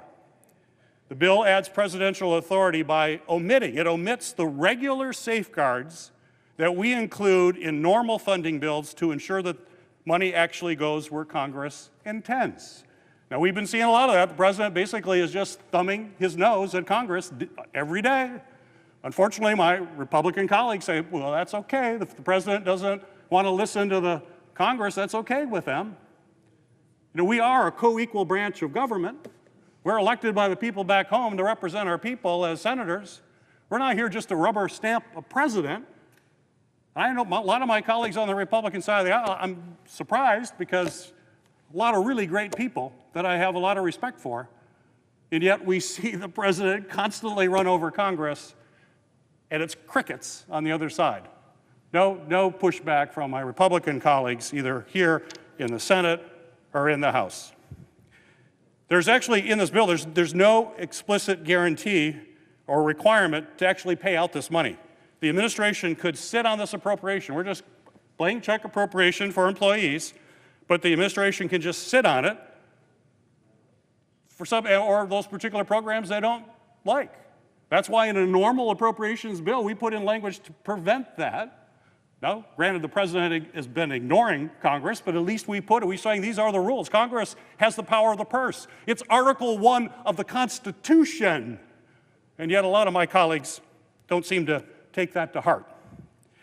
So most appropriations bills, including the current House continuing resolution proposal, actually includes restrictions on how funding should be used. The Johnson bill includes no restrictions. And we know that Trump has shown that he will abuse the budget process in very novel ways. He has said that he will refuse to pay back pay to workers even when Congress has explicitly said it. This bill hopefully does address that. He's transferred money illegally to pay for his political priorities, and he impounds money whenever he finds any kind of wiggle room to do that. So in a sense, this bill is a Trojan horse. It's there to say we're going to help federal employees, but it's really continued power for the president. I've heard my colleagues say that, the federal employees are being used as pawns. That's what this bill does. It's using federal employees as pawns to give the OMB and the president a whole lot more power to use a slush fund of money in any way he chooses. We know the OMB director, Russ Vought, likes this bill. We know what Russ Vought's about. In fact, I think there was a leaked speech that Russ Vought had. We mentioned this in the committee, and my colleagues, I appreciate them saying how wonderful federal workers are. But this is what the OMB director, who says this is really a good bill, the Johnson bill is a really good bill. He said, we want the bureaucrats to be trauma. They have to be affected by trauma. When they wake up in the morning, we want them to not want to go to work because they are increasingly viewed as the villains. We want to put them in trauma. I hope my Republican colleagues called out Mr. Vought when he said that, because you care so much about our employees. I appreciate that. But when folks in the administration say things like this, please say that is wrong, that we really do care about you. Not when you're trying to put a bill forward that's going to give the president an unlimited slush fund. Let's be real. If you want to pay employees, which I hope you do, if you want to move forward, then take a bill that we know has the kind of guardrails that our appropriation bills normally do to make sure the money is actually spent as we intend in Congress, which is the way it's supposed to work under Article 1 of the Constitution. I still believe in the Constitution. I still believe that we are a co-equal branch of government. We are not simply a rubber stamp for the president. And if we don't change that way, that's how you lose the checks and balances that our founders cared so deeply about. As our founders were debating the Constitution, they didn't trust any of us. They knew, they're politicians too. They knew you can't trust anybody. So they figure we're going to have three branches. We're going to have the judiciary check the Congress and the president. The Congress will check the presidential power. And Article 1 is the Congress. They thought the Congress was the most important one. But they kind of assumed that the Congress would actually exercise its power and check presidential power, not just hand more to them. with a smile and then use false pretexts in order to give that money. So that's what this bill is about. And, you know, I've tried to work with Senator Johnson. I will always want to work with him. We've worked on a number of bills together. We have language. Again, the bills that we have that I've introduced, which is the Military and Federal Employees Protection Act, it's a straight, clean bill. We talk about union support. Every union has supported my legislation. Every union has supported Senator Van Hollen's. And we're now getting unions. Unions are starting to read the fine print on this bill right now. So we have AFSCME that's now come out against it. We got the SEIU that has just come out against it. We have the AFL-CIO that has just come out against it. We have the IFPTE that just coming out. And our union friends are going to read the language of this bill and they're going to like, oh, we should have read the fine print. Like, yes, it's really important to read the fine print. So we can't support this bill. We can support a bill that pays all of our employees, but it's got to be one that has the types of protections that we have in every other appropriations bill that we try to pass out of this body. So I'm going to oppose this, but hopefully we can find a way to work together. We have 2 bills ready to go we could pass today, but with this bill, we are going to object to this one. Mr. President. Mr. President. Is the senator from Wisconsin? Thank you, Mr. President. I'm not quite sure what planet the senator from Michigan comes from, but here in planet Earth, when you read the actual language of the bill, none of these FANA provisions exist in there. But I will go through those point by point before we call for the final vote. Right now, I think Senator from Nebraska has a few points he wants to make. Senator from Nebraska. Great. Thank you, Mr. President. Earlier today, we heard about an offer from the minority leader. It shows just how unserious he and the Democrats are. That offer is full of horse hockey. It has things in it that Republicans cannot accept, and he knows it. And my colleague from Michigan, the Democrat from Michigan, was just talking about power, because this is what it's about. He mentioned power. A number of other folks have talked about leverage. They need to have this shutdown for leverage. A number of Democrats have said this. But what I'm here today is to talk about people, not leverage, not power, people, air traffic controllers. These are letters that I have received from air traffic controllers, handwritten letters that are talking about what they are going through right now because of the minority leader's shutdown. Let me just read you some of these. My wife suffers from a chronic autoimmune disease that without her medication would cripple her. Our monthly copay for her specialty medication is $2,800 a month. We have less than 2 weeks before her next round of medication is due. Our situation is not sustainable, even with pulling money from our savings. That from one of our air traffic controllers in Nebraska. Here's another one. Each shutdown gets harder than the last. The mental stress of the unknown gets harder each time. With my growing family and medical bills for my family, it gets harder every time. Both my children have neurological disorders that require constant monitoring and medical care. I take pride in my job and the service we provide here at Omaha Approach Control. As a patriot and a veteran, I take my federal oath seriously. I will always continue to do my job and keep the skies safe and expeditious. Or here's another one. Myself and my family, to include my 3-year-old daughter, are struggling to make ends meet. I now have to decide between putting food on the table, paying my mortgage, paying my car note, and many other things I need to survive. Are the Democrats deaf? Do they not hear from the people that they're putting in these situations? This is their shutdown. This is their Biden budget they're not voting for. They voted for this 4 times over the last 19 months, and now they won't because their far left wing tells them not to. We have patriots here who are suffering. Why don't they show some of the courage that these people are and stand up to their far left wing and vote for this bill so that at least the people who are working can get paid? Is that so much to ask? That we pay the people who are actually trying to keep the skies safe? The Democrat staffer was earlier quoted as saying, we're going to do this till planes start falling from the sky. Well, folks, we already heard that the FAA is going to cut back 10% this week on the number of flights because of safety concerns. But it's the people that are the air traffic controllers and our law enforcement and everybody else who is working in a federal job that is not getting paid are paying the price for the minority leader shutdown. Thank you, Mr. President. I yield to my colleague from Wisconsin. Senator from Wisconsin. And I appreciate the comments from the Senator from Nebraska. I think the Senator from Utah would also like to speak to the bill. Mr. President, I want to commend my friend and colleague, the Senator from Wisconsin, for his outstanding work on this bill, the Shutdown Fairness Act.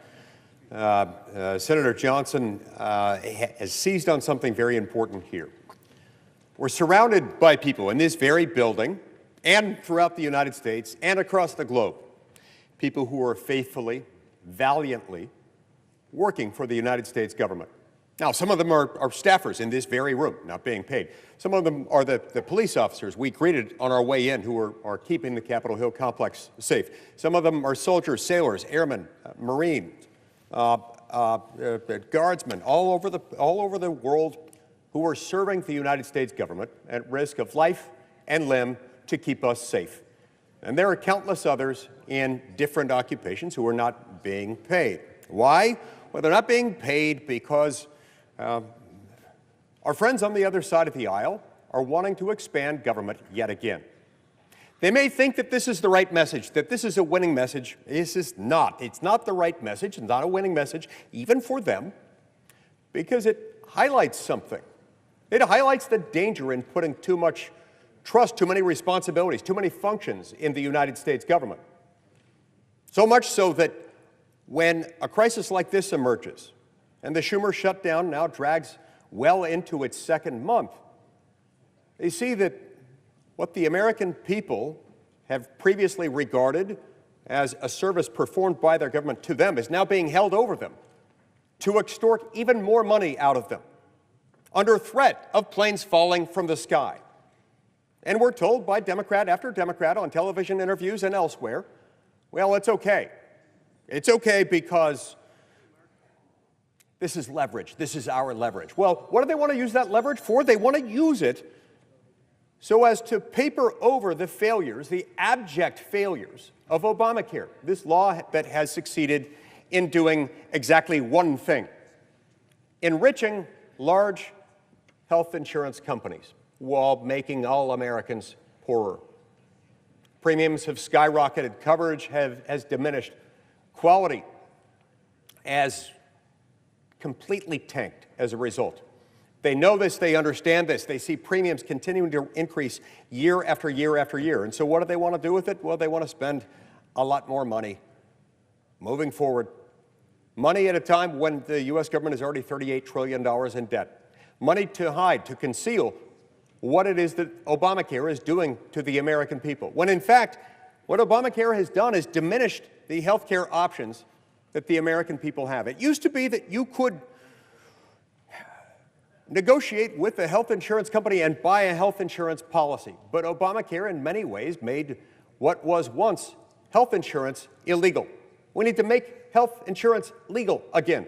We need to allow a willing customer to pay a willing insurer for a health insurance policy, rather than an Obamacare health plan, which very often, through its Byzantine labyrinth of federal regulations, just adds to the cost and adds to the profits, the bottom line of these huge healthcare companies. So yeah, they want to take this to extort the American people in their position of vulnerability at a time when we're told planes may start falling from the sky, at a time when people's airplane tickets are being rendered valueless because a lot of these flights are not going to be able to be made, and all kinds of other problems are happening, while at the same time, our federal workforce is not being paid. These are not the right people to punish for the failures of Obamacare. Don't let them carry that burden. Don't make them do it. They didn't do this to the American people. Obamacare did. Let's fix Obamacare. Let's make it legal again to have health insurance, actual health insurance, not that sort of bastardized form of health insurance that emerged from Obamacare's endless regulations that result in diminished quality, lower coverage, and endlessly higher premiums. Mr. President, this shutdown has gone on long enough. This shutdown should come to an end, and it should come to an end by the very generous offer made by Republicans time and time and time again to continue at spending levels that until just months ago were the Democrats' own spending levels. That's not enough for them. We've got to end the madness and end the shutdown. At the very least, even if we're not to end the shutdown, we should pass Senator Johnson's bill. We should do that tonight. We should do it right now. Because regardless of what you think we ought to do with Obamacare or any other aspect of government, these workers who have now gone for some time without a paycheck, they should not be required to make this sacrifice, especially when you consider what it's for. Hiding the true cost of Obamacare. That is shameful. Again, I thank and I commend Senator Johnson and his team for putting together this legislation. I'm proud to support it. I wholeheartedly endorse it, and I plead with my colleagues to vote for it, and let's get these workers paid. They deserve nothing less. Thank you. And I want to thank the senator from Utah for his remarks. Senator from Wisconsin.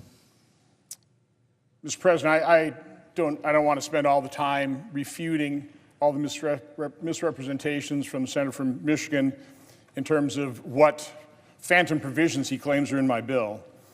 There's no slush fund. It is completely silent on presidential authority. I know some people want to reduce authority, but that's a bill that won't be signed. If you want to pay the federal workers, if you want to stop punishing them for our dysfunction, if you want to stop using them as pawns in this political game, that's a demand you have to drop. The money appropriated in this bill will go to pay workers. That also was a false argument. But if you're not quite satisfied with the language, it's been out there and we've been trying to work and get feedback for 2 weeks, and we've gotten excellent feedback from leadership, from discussions on both sides of the aisle, from OMB, trying to perfect this thing. The solution is get on the bill. Get on the bill and offer amendment. Keep talking to us. Don't close it down. Now, we heard from a number of our Republican colleagues. We heard from Senator from Michigan. Yeah, obviously, passions are running high. There's a great deal of frustration, certainly on our side, when the other side simply won't take yes for an answer. But I came down here 2 weeks ago in as nonpartisan stance as I possibly could be. Because as Senator from Michigan stated, we all agree that these people ought to be paid. So the way to do that is not offer a bill on unanimous consent that has no chance of being signed into law. The way to do that is to vote to proceed tonight to this bill. If we could iron out differences, we could yield back time to get this thing passed. The Speaker of the House said he'll already come back and pass this. So we are so close. I realize they're going to be hard partisans. I know they're, liberal unions that have now come out against this, but the bulk of the public sector unions are for it. They prefer my bill over anything else that they may also support it because this is permanent. This ends using federal workforce and, quite honestly, the American public as pawns in these partisan games for all time. Again, the American Federation of Government Employees, the Federal Managers Association, the Federal Law Enforcement Officers Association, National Air Traffic Controller Association. And again, I hope our Democrat colleagues listen to Senator Cruz's chilling and sobering remarks just a few minutes ago, the International Association of Firefighters and the Association of Flight Attendants. This bill has support because it makes so much sense. It is fair. So we had 3 Democrats join us 2 weeks ago. There are 2 other Democrats who have voted for the House CR. That brings us up to a total of 58. Now, they vote against this because we didn't have furloughed workers. We've added furloughed workers. So hopefully those two will join us. I have talked to enough Democrat senators trying to get their input, trying to get this passed. I know there are Democrat senators that want to vote for this bill, that can vote for this bill.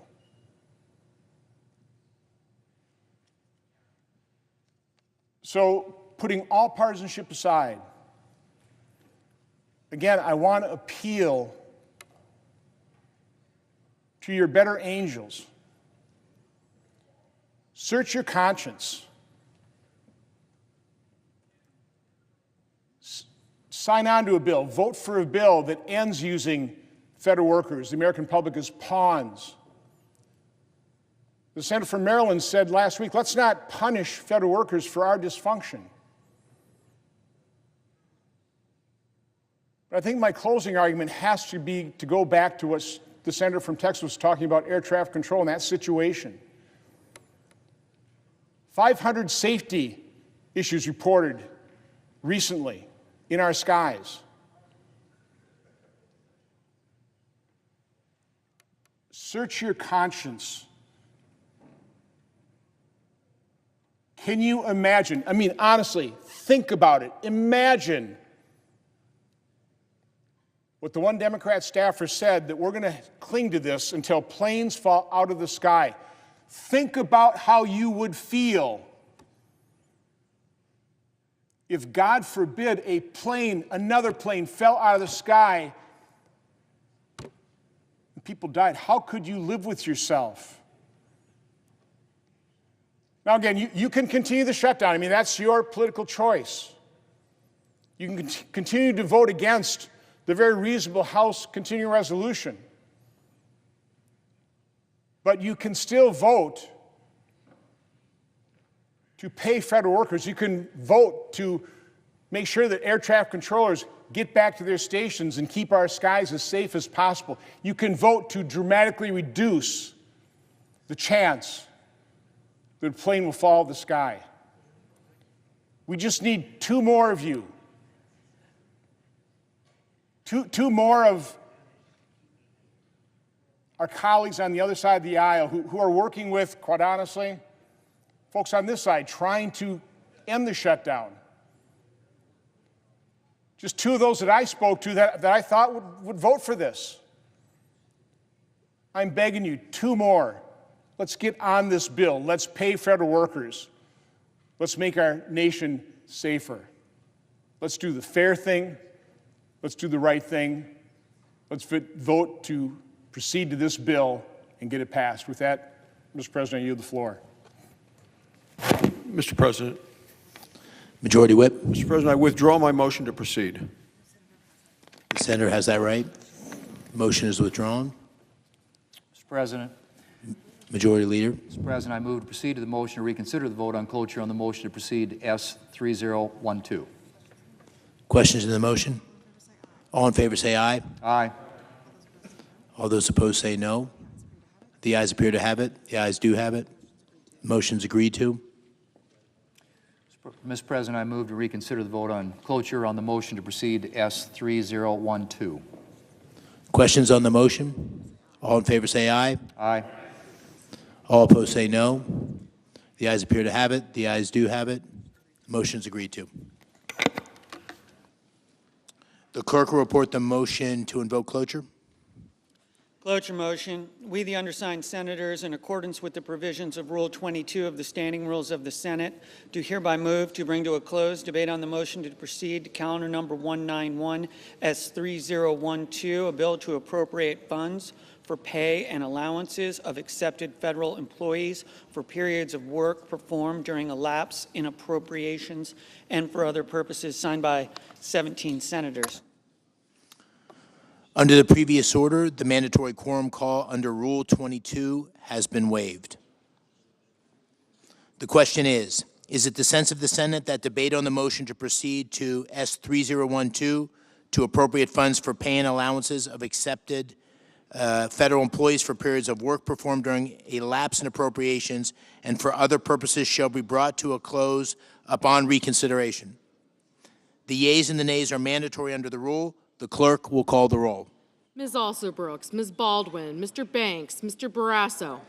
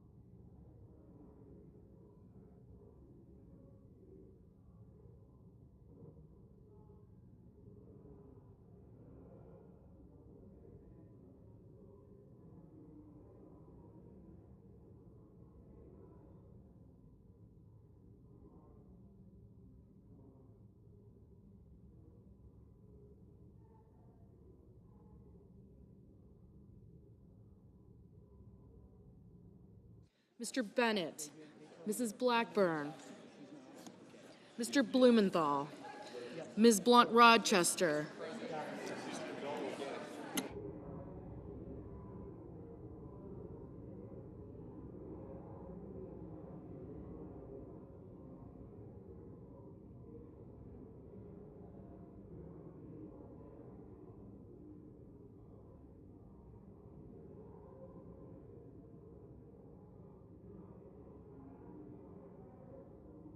Mr. Booker, Mr. Bozeman, Mrs. Britt, Mr. Budd, Ms. Cantwell, Mrs. Capito, Mr. Cassidy, Ms. Collins, Mr. Coons, Mr. Cornyn, Ms. Cortez Masto, Mr. Cotton, Mr. Kramer, Mr. Crapo, Mr. Cruz, Mr. Curtis, Mr. Daines, Ms. Duckworth, Mr. Durbin, Ms. Ernst, Mr. Fetterman, Mrs. Fisher, Mr. Gallego, Mrs. Gillibrand, Mr. Graham, Mr. Grassley, Mr. Haggerty, Ms. Hassan, Mr. Hawley, Mr. Heinrich, Mr. Hickenlooper, Ms. Hirono, Mr. Hoven, Mr. Husted, Mrs. Hyde-Smith, Mr. Johnson, Mr. Justice, Mr. Kane,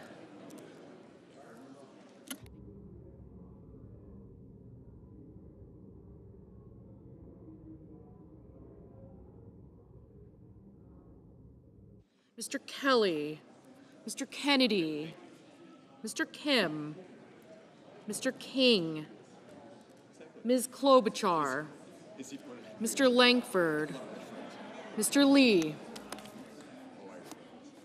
Mr. Lujan, Ms. Lummis,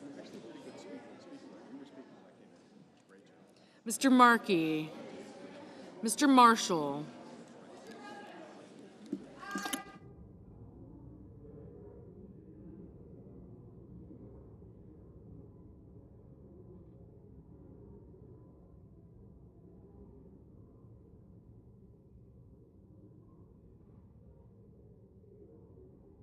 Mr. McCormick,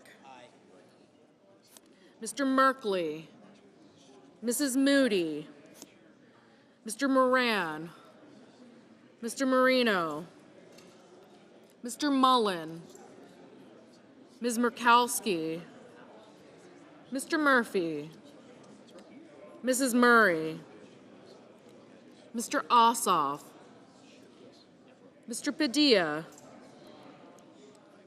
Mr. Paul, Mr. Peters, Mr. Reed, Mr. Ricketts, Mr. Risch, Ms. Rosen, Mr. Rounds, Mr. Sanders, Mr. Schatz, Mr. Schiff, Mr. Schmidt, Mr. Schumer, Mr. Scott of Florida, Mr. Scott of South Carolina, Mrs. Shaheen, Mr. Sheehy, Ms. Slotkin, Ms. Smith, Mr. Sullivan, Mr. Thune, Mr. Tillis, Mr. Tuberville, Mr. Van Hollen, Mr. Warner, Mr. Warnock, Ms. Warren, Mr. Welch, Mr. Whitehouse, Mr. Wicker, Mr. Wyden, Mr. Young.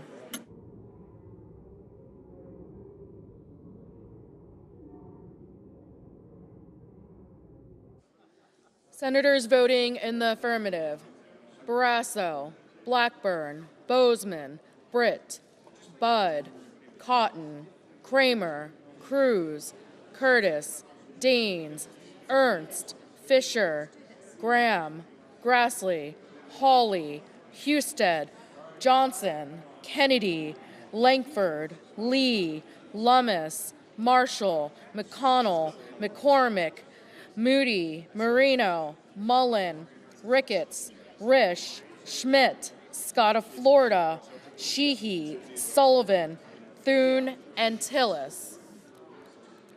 Senators voting in the negative: Bennett, Heinrich, Kane, Kim, Murphy, Murray, Padilla, Peters, Schatz, Schiff, Schumer, Van Hollen, Warner, and Welch.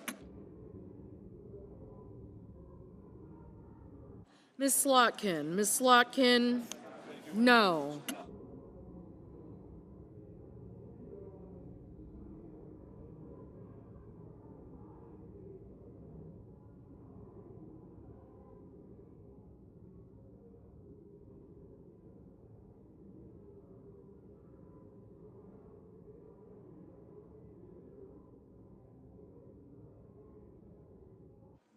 Ms. Murkowski, aye. Ms. Collins, Ms. Collins, aye.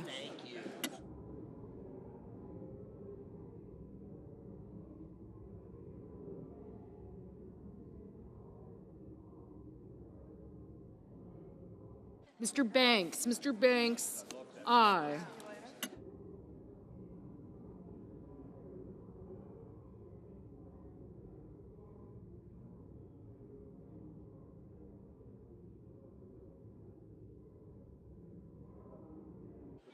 Mrs. Hyde-Smith, aye.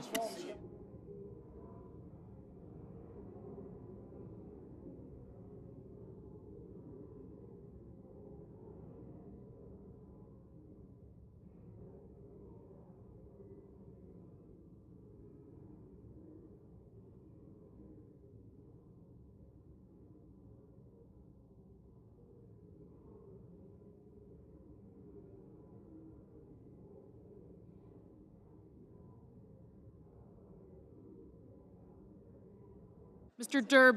Durbin, no.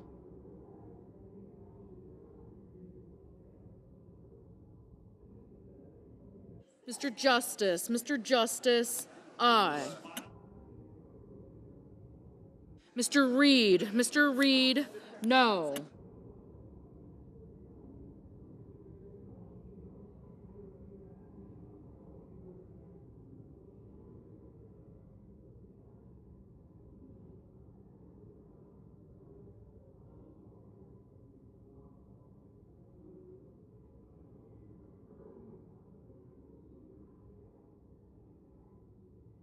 Ms. Blunt-Rochester. Ms. Blunt-Rochester, no. Ms. Cantwell. Ms. Cantwell, no.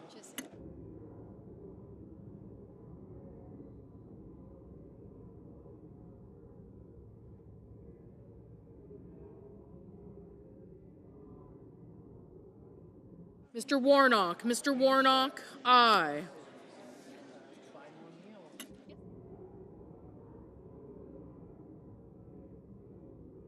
Mr. Scott. Mr. Scott of South Carolina, aye.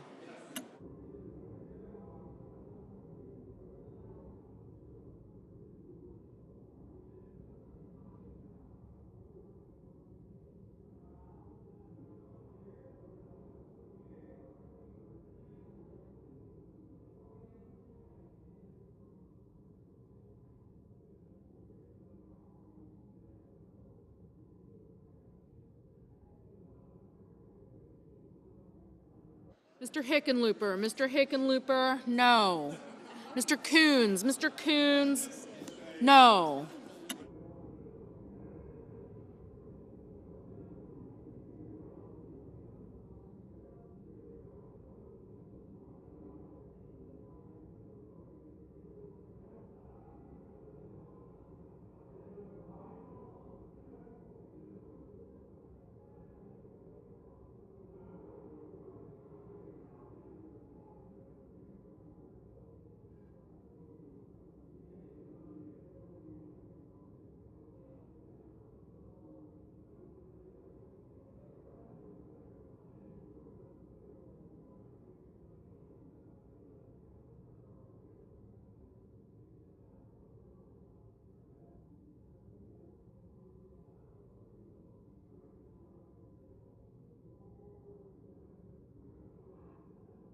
Ms. Rosen. Ms. Rosen, no.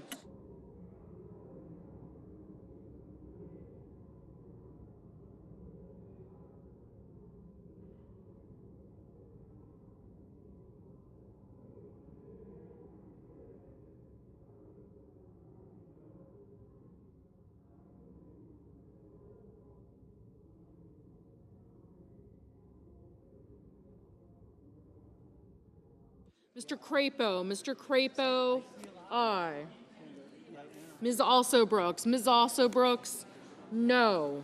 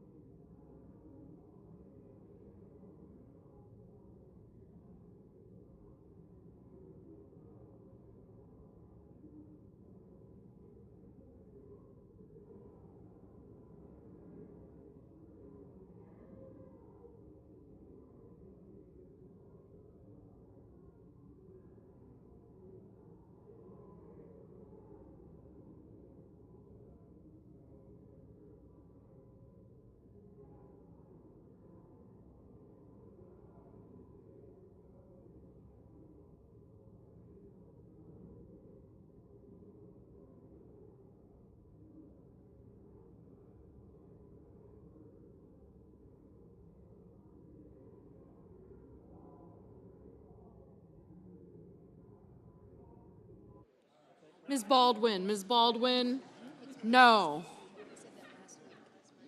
Mrs. Capito. Mrs. Capito, aye. Ms. Duckworth. Ms. Duckworth, no.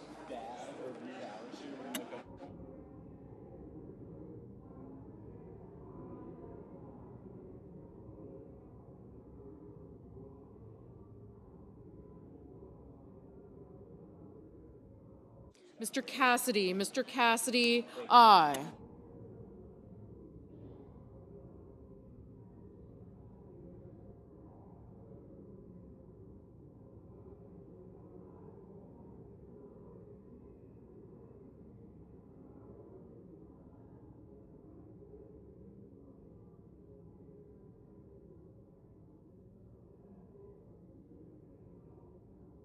Ms. Warren, no.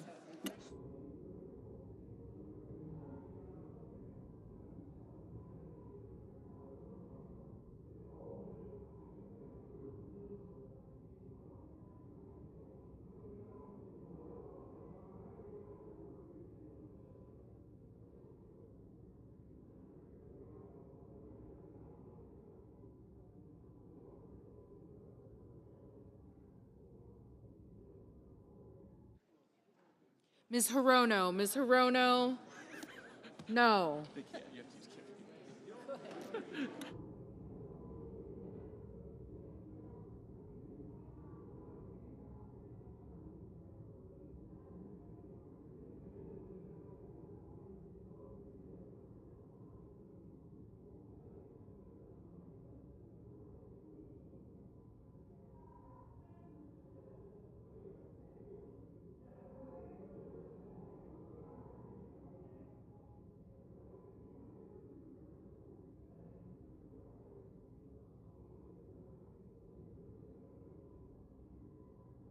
Mr. Wyden, no.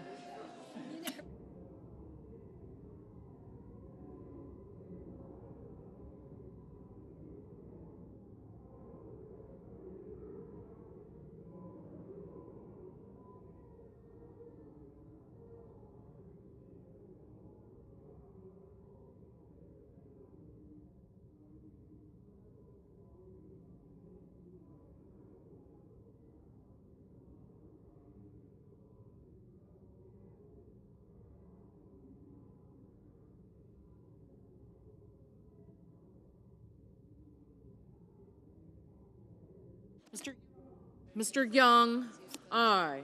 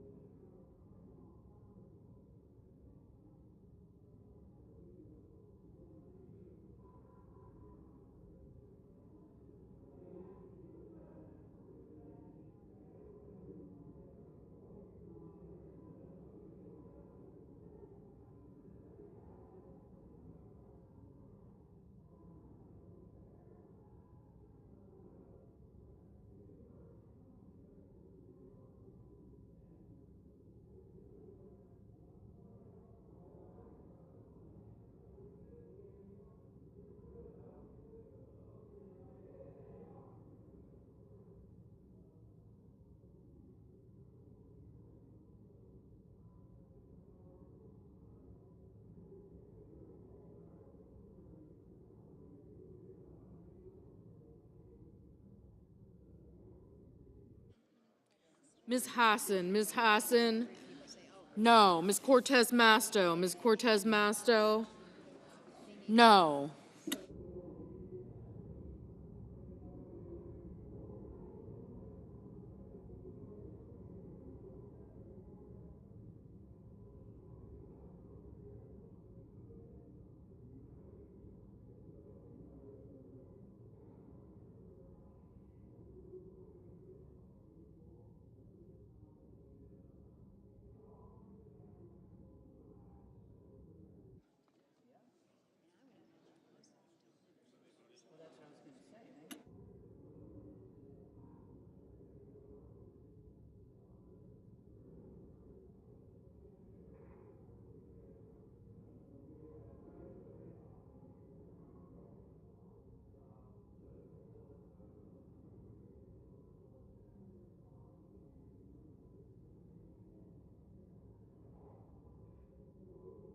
Mr.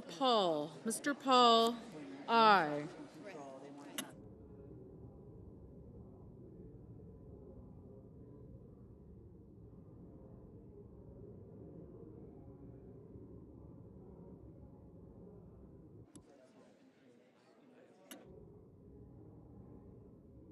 Mr. Sanders. Mr. Sanders, no.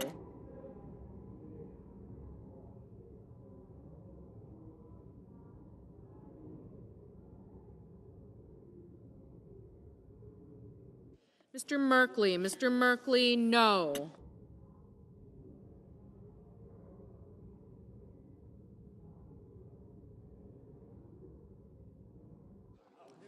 Mr. Wicker. Mr. Wicker, aye.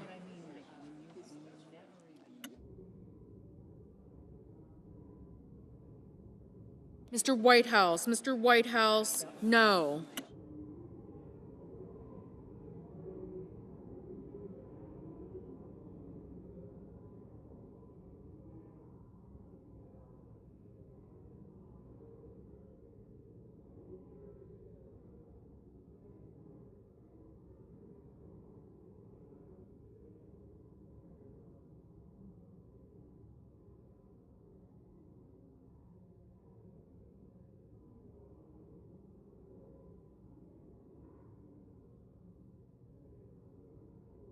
Ms. Smith. Ms. Smith, no.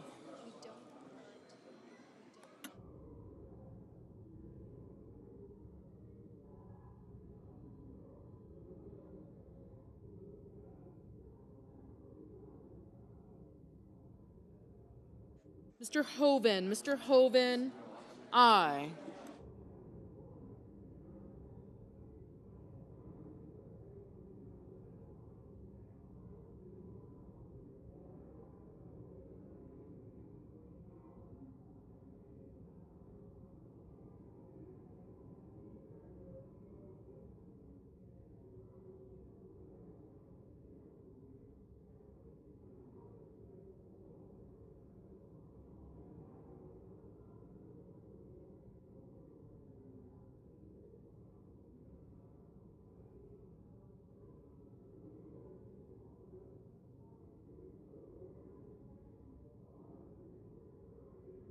Mr. Booker. Mr. Booker, no.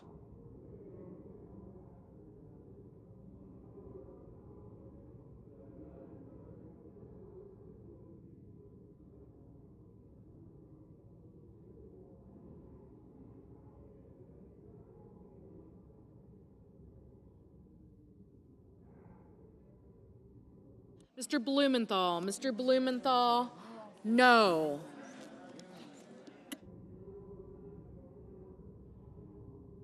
Mrs. Shaheen. Mrs. Shaheen, no.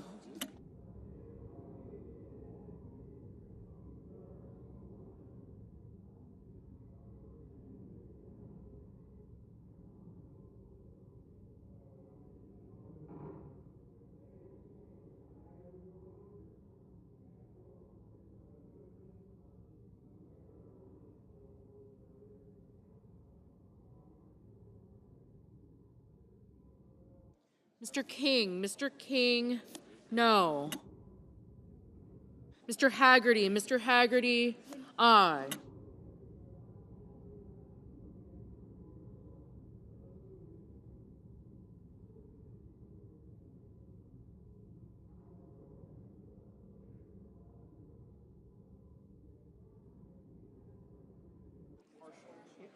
Mr. Rounds. Mr. Rounds, aye.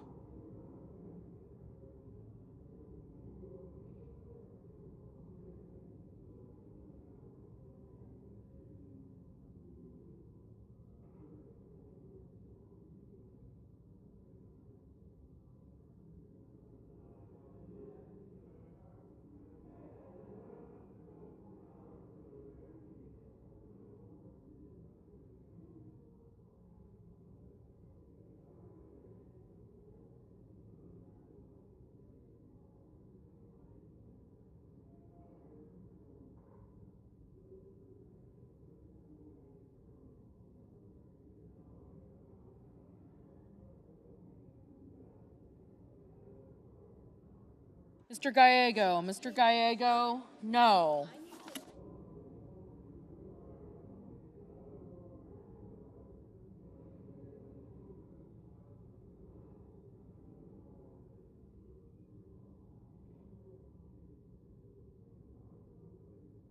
Mr. Markey, no. Ms. Klobuchar, no.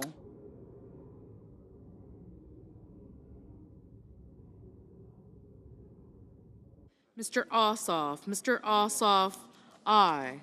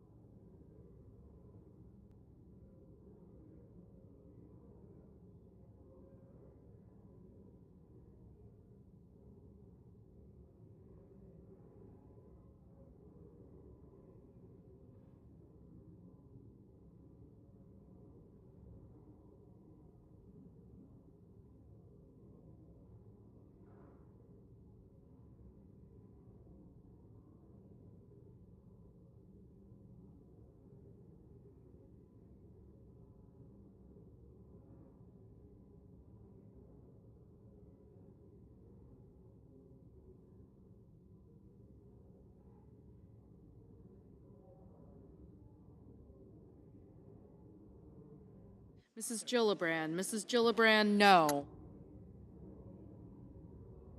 Mr. Kelly, no.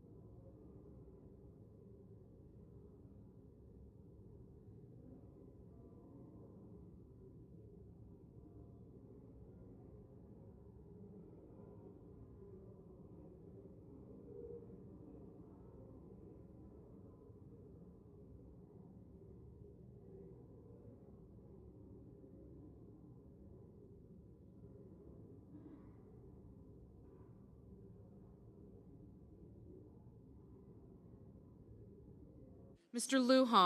Lujan, aye.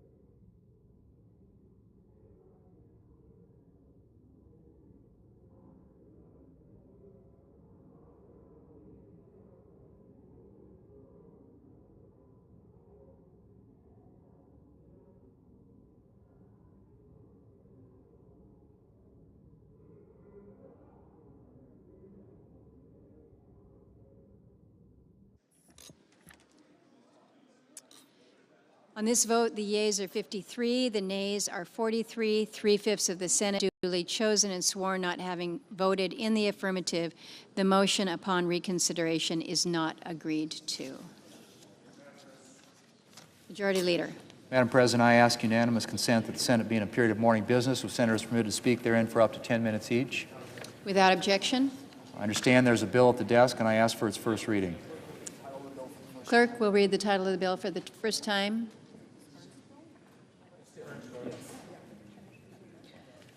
S 3166, a bill to rescind unused COVID funding and reduce the deficit. Madam President, I now ask for a second reading, and in order to place the bill on the calendar under the provisions of Rule 14, I object to my own request. The objection is heard. Bill will be read the second time on the next legislative day. Madam President, I ask unanimous consent that when the Senate completes its business today, it stand adjourned until 12 noon on Saturday, November the 8th, that following the prayer and pledge, the journal proceedings be approved today at the morning hour be deemed expired. The time for the two leaders be reserved for their use later in the day, and the Senate be in a period of morning business with senators permitted to speak therein for up to 10 minutes each. Without objection. Madam President, if there's no further business to come before the Senate, I ask that it stand adjourned under the previous order following the remarks of Senator Cassidy. Without objection. Senator from Louisiana. Madam President, I'm going to try and present a way forward for Democrats, Republicans, and Americans out of our current situation with a different proposal than people have already thought of. Now, the government should have been shut down for 38 days, and tomorrow we're going to vote again, and tomorrow the vote will again fail. But in Americans, Congress is frustrated. We need to open the government. So, if to open the government we need to talk about health care, let's talk about health care. Let's have a conversation in the family. We have an affordability crisis, and health insurance is part of it. Now, this is personal to me.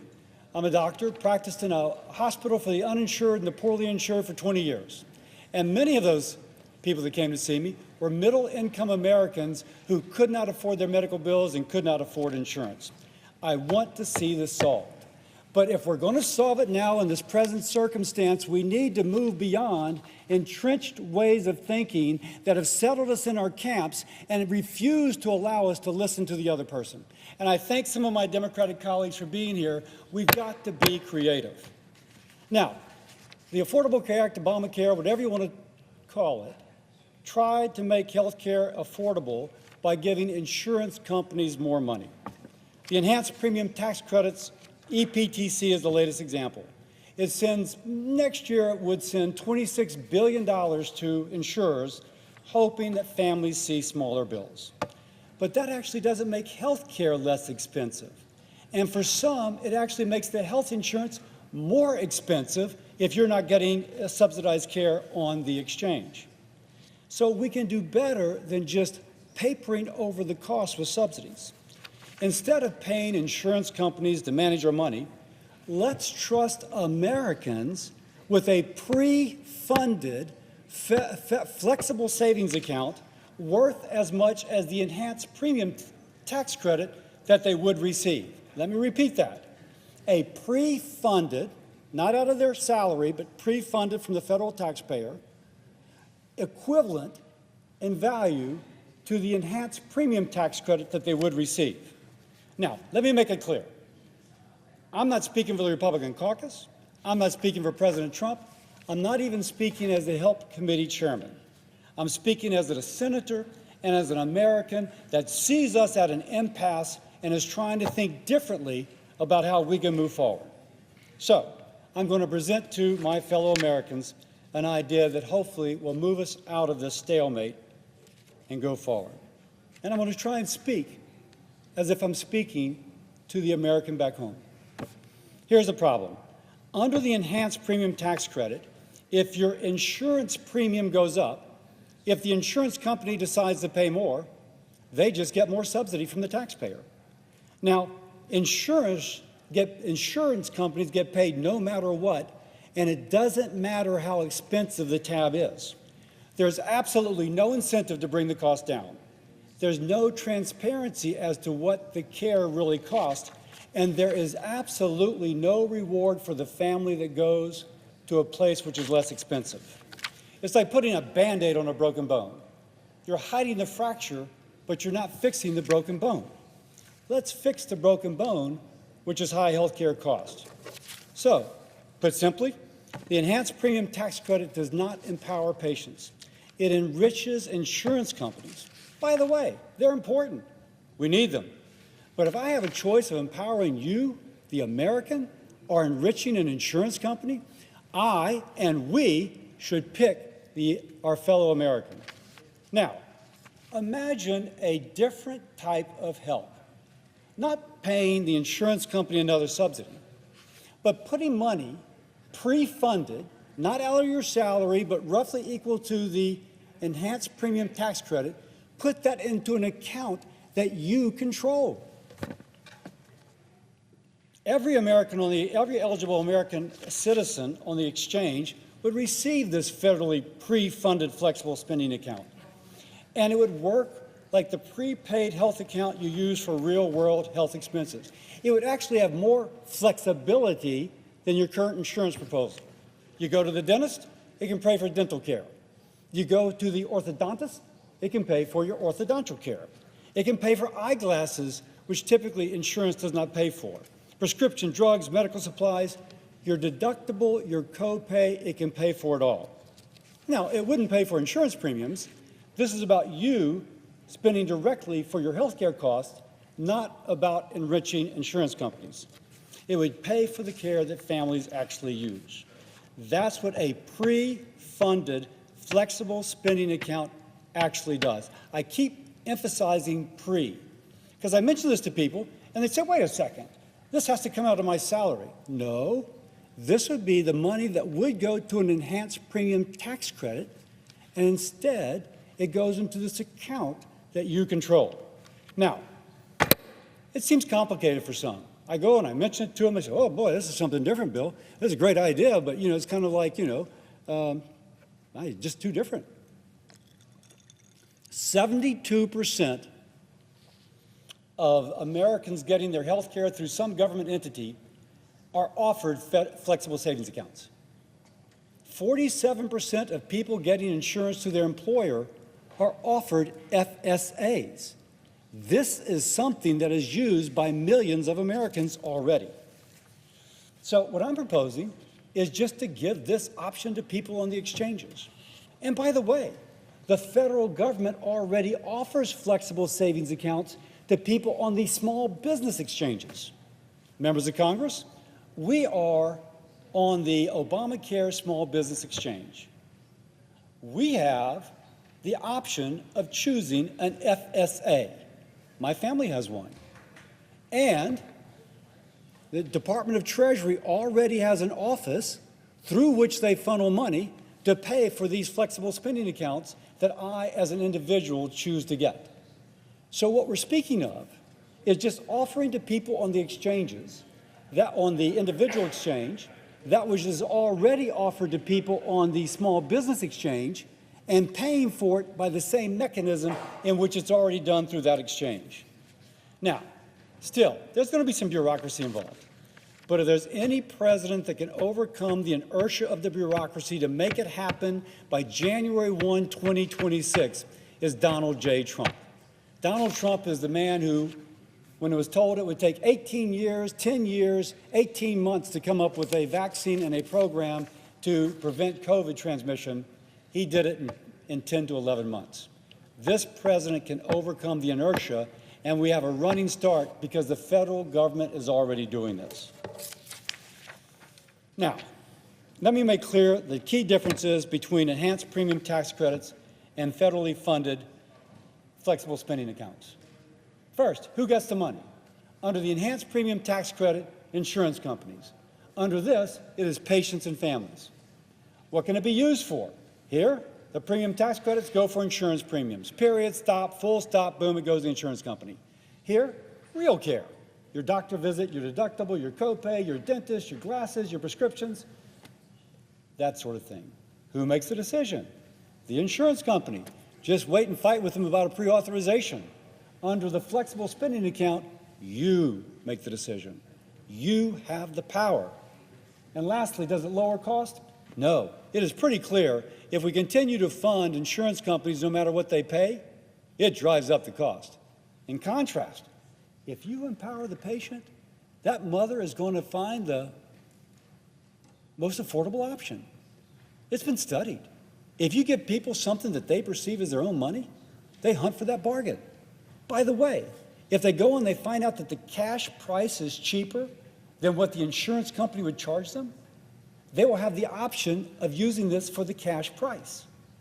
So we have reforms in here that give the patient even more power. The good thing about that, as the patient saves money, so does the taxpayer, and that's a good thing. So the pre-funded,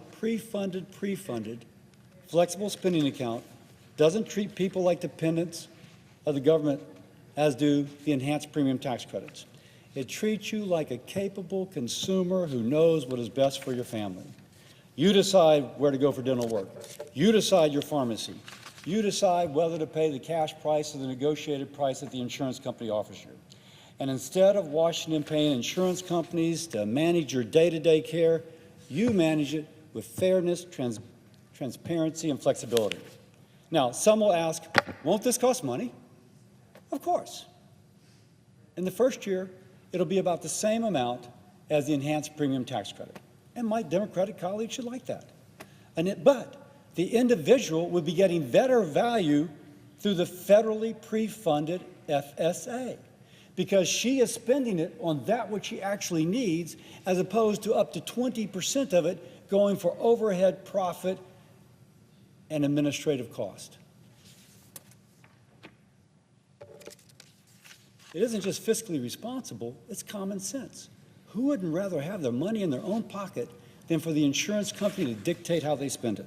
So here's the choice before us. In conclusion, we can keep paying insurance companies to paper over the higher cost behind confusing bills in a system which actually raises the cost for some, or we can give Americans the tools, we can trust our fellow Americans to pay for their care directly at fair prices with transparency. If you will, it puts patients first, not insurers. It encourages competition, it rewards smart choices, and it begins to make health care truly affordable, not by inflating subsidies, but by unleashing the power of the consumer. Let's stop writing blank checks to insurance companies. Let's invest in our fellow Americans. I say this, we have to first open the government. This takes writing some legislation. We have to open the government.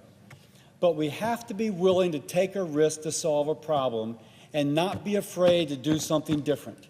I have seen in our chamber right now a hunkering down. We've not been able to solve it, so we're not going to try anything different. We're just going to wear the other side down until they wave the white flag. Now is the time to be creative. I'm a rock-rib Republican, but I will say what I just offered is not a Republican solution. It is not a Democratic solution.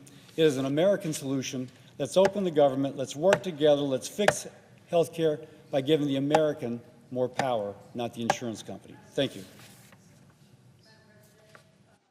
Senator A question. from Washington. Without objection. Thank you. Will my colleague yield for a question? Absolutely. Thank you. I noticed in your proposal, you're talking about something that you would hope to affect January of next year. Is that correct? That is the goal, to have this ready for next year. What is the senator from Louisiana's interpretation of how the market controls the, you're trying to create a market mechanism where you're giving the consumer the same amount of money you would give them in the tax credits to make the insurance more affordable only through a health savings account. But how do you know once you gave that in the health savings account, the market is going to not still have an increase above that amount? So how do you think this affects the market? Wonderful question. First, this is a flexible savings account, not a health savings account. There is a legal distinction. I want to make that. When the enhanced premium tax credits are not renewed, we know the insurance companies have already set up their rates. And so the consumer, our fellow American, will be choosing from the offerings that have been made by the insurance company for them to choose from. The difference would be, and they will see, by the way, that the policy for someone at 400% of federal poverty level costs about $2,500 more a year than it otherwise would have with the enhanced premium tax credit. This would be supplemental. We would say to that individual, you're at 400% of federal poverty level, your policy is $2,500 more a year, you will get a flexible spending account pre-funded to help offset the cost of this. Now, if it's my family, I would say, I got $2,500. Maybe instead of going for a silver plan, I'll go for a bronze plan, because now I can offset the higher deductible with my flexible savings account. And because I'm going for a bronze plan, my premium will be lower. But that's trusting the American people. We are plugging into the current insurance market. We're actually not changing at all how it functions. Would yield for another question. I'm assuming that you think affordability is the key. I certainly think affordability is the key. Nobody wants to subsidize expensive health insurance. We want to create market mechanisms to drive down the cost of health insurance, not just spend money to buy expensive insurance, whether you buy it through the tax credit or buy it through a health savings account. We want to create those mechanisms. So again, all of this is going to take place in November and December, right now and December. So somehow you would make some calculation in January about what would go into a savings account, or you're thinking of a flat number? That's a wonderful question. No. If somebody, the federal government knows, or put it this way, many states have calculated what would be the insurance rate with an enhanced premium tax credit, and what will the insurance rate be without the enhanced premium tax credit. It has been calculated for our fellow Americans what the value of an enhanced premium tax credit would be if they signed up for a certain policy in their state, given their age and their health condition.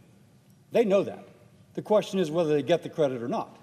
Well, they're not going to get it, so the policy is going to be higher.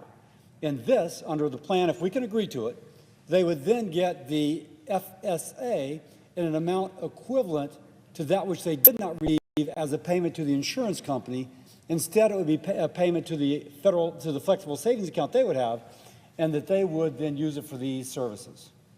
If the senator would continue to yield, the issue is that, so much of this is already set up, and I think you're trying to be creative in a way to, instead of the Alexander Murray cost revenue sharing, I think you're trying to figure out something that would get people the same amount of money to make them whole over the next year or two. Is that correct? That is correct. So I would say what we're trying to do is make people, as the market is out there, whole over the next year or two. That's exactly what we're trying to do. We're happy to debate how we make health insurance more affordable after that. That has been a goal of our side of the aisle for decades. We want to make it more affordable. Now, we all get to be measured about how successful we've been on that, but I think that we're going to continue to strive to make it more affordable, and really are proud that we drove down the uninsured rate with the Affordable Care Act, because we covered more people, thereby lowering costs because not having so much uncompensated care.